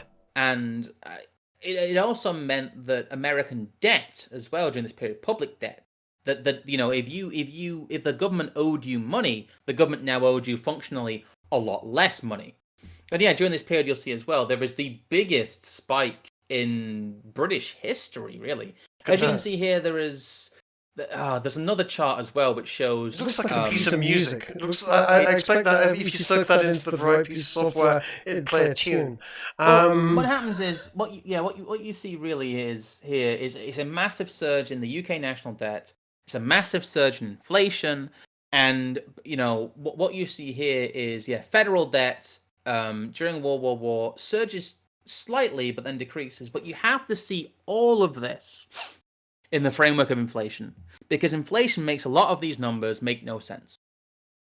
As you can see here, here's inflation over the centuries with the pound. You get to World War I, you get these massive spikes. But really what you see is from 1800 to 1900 is a sustained period of gradual deflation.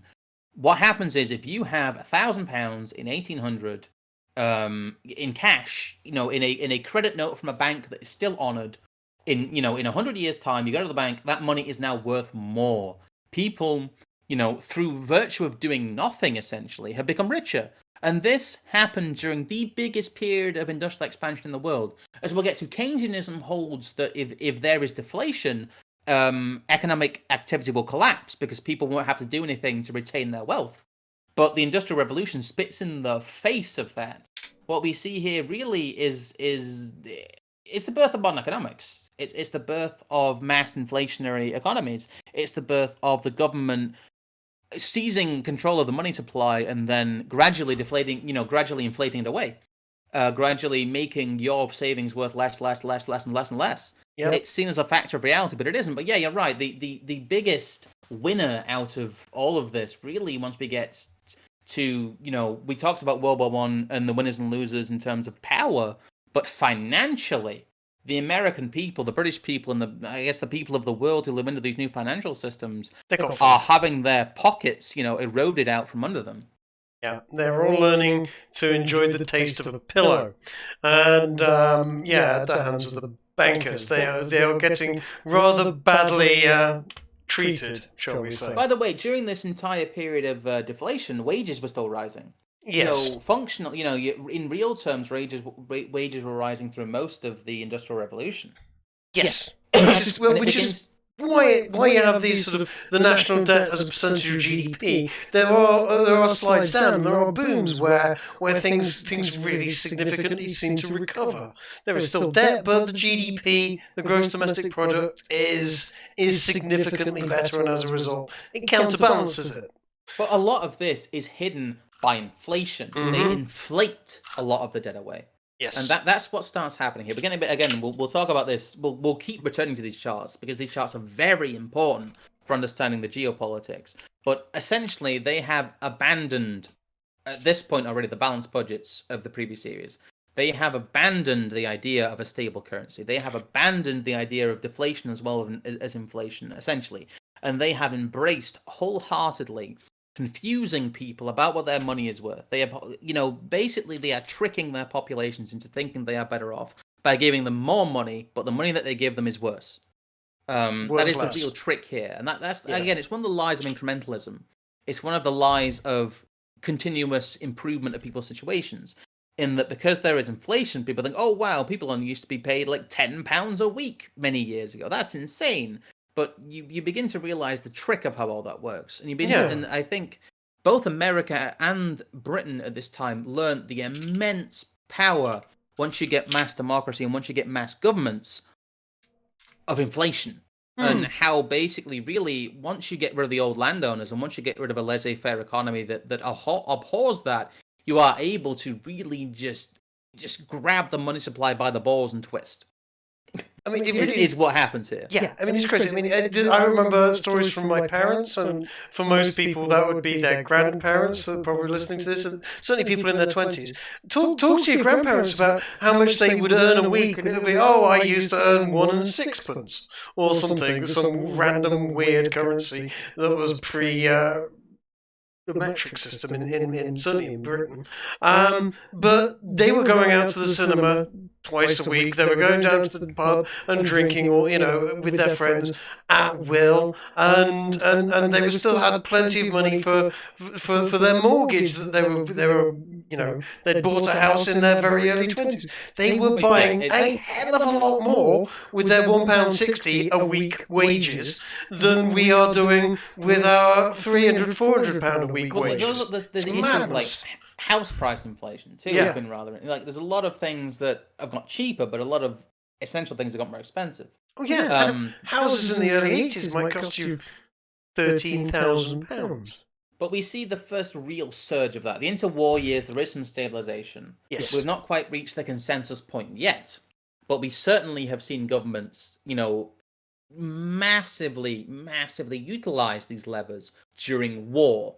And as I keep repeating, what happens during war is continued during peace. The wartime emergency powers they have economically continue. It becomes the status quo. And what was thought unthinkable previously outside of a disastrous existential emergency becomes business as usual. That is what happens during this period of democratization. And, causation, correlation, all of that you can argue about, but the very fact that these people empower themselves in this way, I think that the excuse that they use and the veil that they use and the really the calming factor that they use to stop themselves being hung is democracy. They talk about religion being the opiate of the masses, but it seems that democracy is the opiate of the masses. Anyway, that's another quick. Sorry, go on, Trig. No, you go on. I was before we close out here, another quick calculation. Obviously, Germany has massively lost power and lost territory, and America, really, as the administrators of this new peace, internationally have gained huge amounts of power again. basically it's just a turbocharging of what we've seen before. And instead of people being empowered, governments have been empowered, institutions have been empowered, individuals who work for the state have been empowered, bureaucrats. It is an empowering of the state, not just on a national level, but on an international level as well. As we see the start, it doesn't work this time fully, but we see the start of the kind of the international state, the international power, and through the guise of international democracy. And that is really the story here of the immediate aftermath of the First World War, the consequences of the First World War. Whether you like it or not, is more democracy, but it is just more government and more concentrated power. Yeah, that about sums it up. There was, I know an awful lot of people. I have sort of occasionally read through the comments here. So, time for our weekly blackpilling. Don't be blackpilled. This is is just understanding what has gone before us, so that we might be able to perhaps guide our future. Yes. Better. When you see this happening again. There is always, the ability to stand up and say, "Oi, no, sod off." And it's about identifying the tricks. It's about identifying how power is traded away from you under the guise of empowering you. Yeah. That's really what we want to get across during this. As I would say, thank you for bearing with us during this unusual format. Where kind of this is our first time premiering stuff. Hopefully it all goes to plan if you're hearing this. A little bit of shilling you can get us on Minds, links down below to my Discord, all the usual shilling. I know this is getting a bit long in the tooth again. Anything you want to say, Trig, before we close out? I need to make dinner while we're recording this. You need to go make dinner. I know that I don't know if anyone watched originally heard me muttering about maybe doing a D&D stream at some point in the near future with Uzlu. I believe that may well be back on. I don't know whether it's happening this Sunday, but there's definitely rumours that is back on track. So you might see me on Uzlu's channel doing that in the very near future. But follow me on Minds, follow me on Twitter if you want massively boomer takes on lots of stuff, and occasionally me sharing cat videos. But who doesn't need a cat video every now and then, especially when going trawling through Twitter. But that's me. Thank you very much for listening. Thank you to all of those people that have joined, and anyone that throws money. I'm going to try tomorrow to actually be online in some format, just so that I can keep an eye on the comments. Now I'll be in chat while this is. I should have said that at the beginning, actually, but but they'll see that.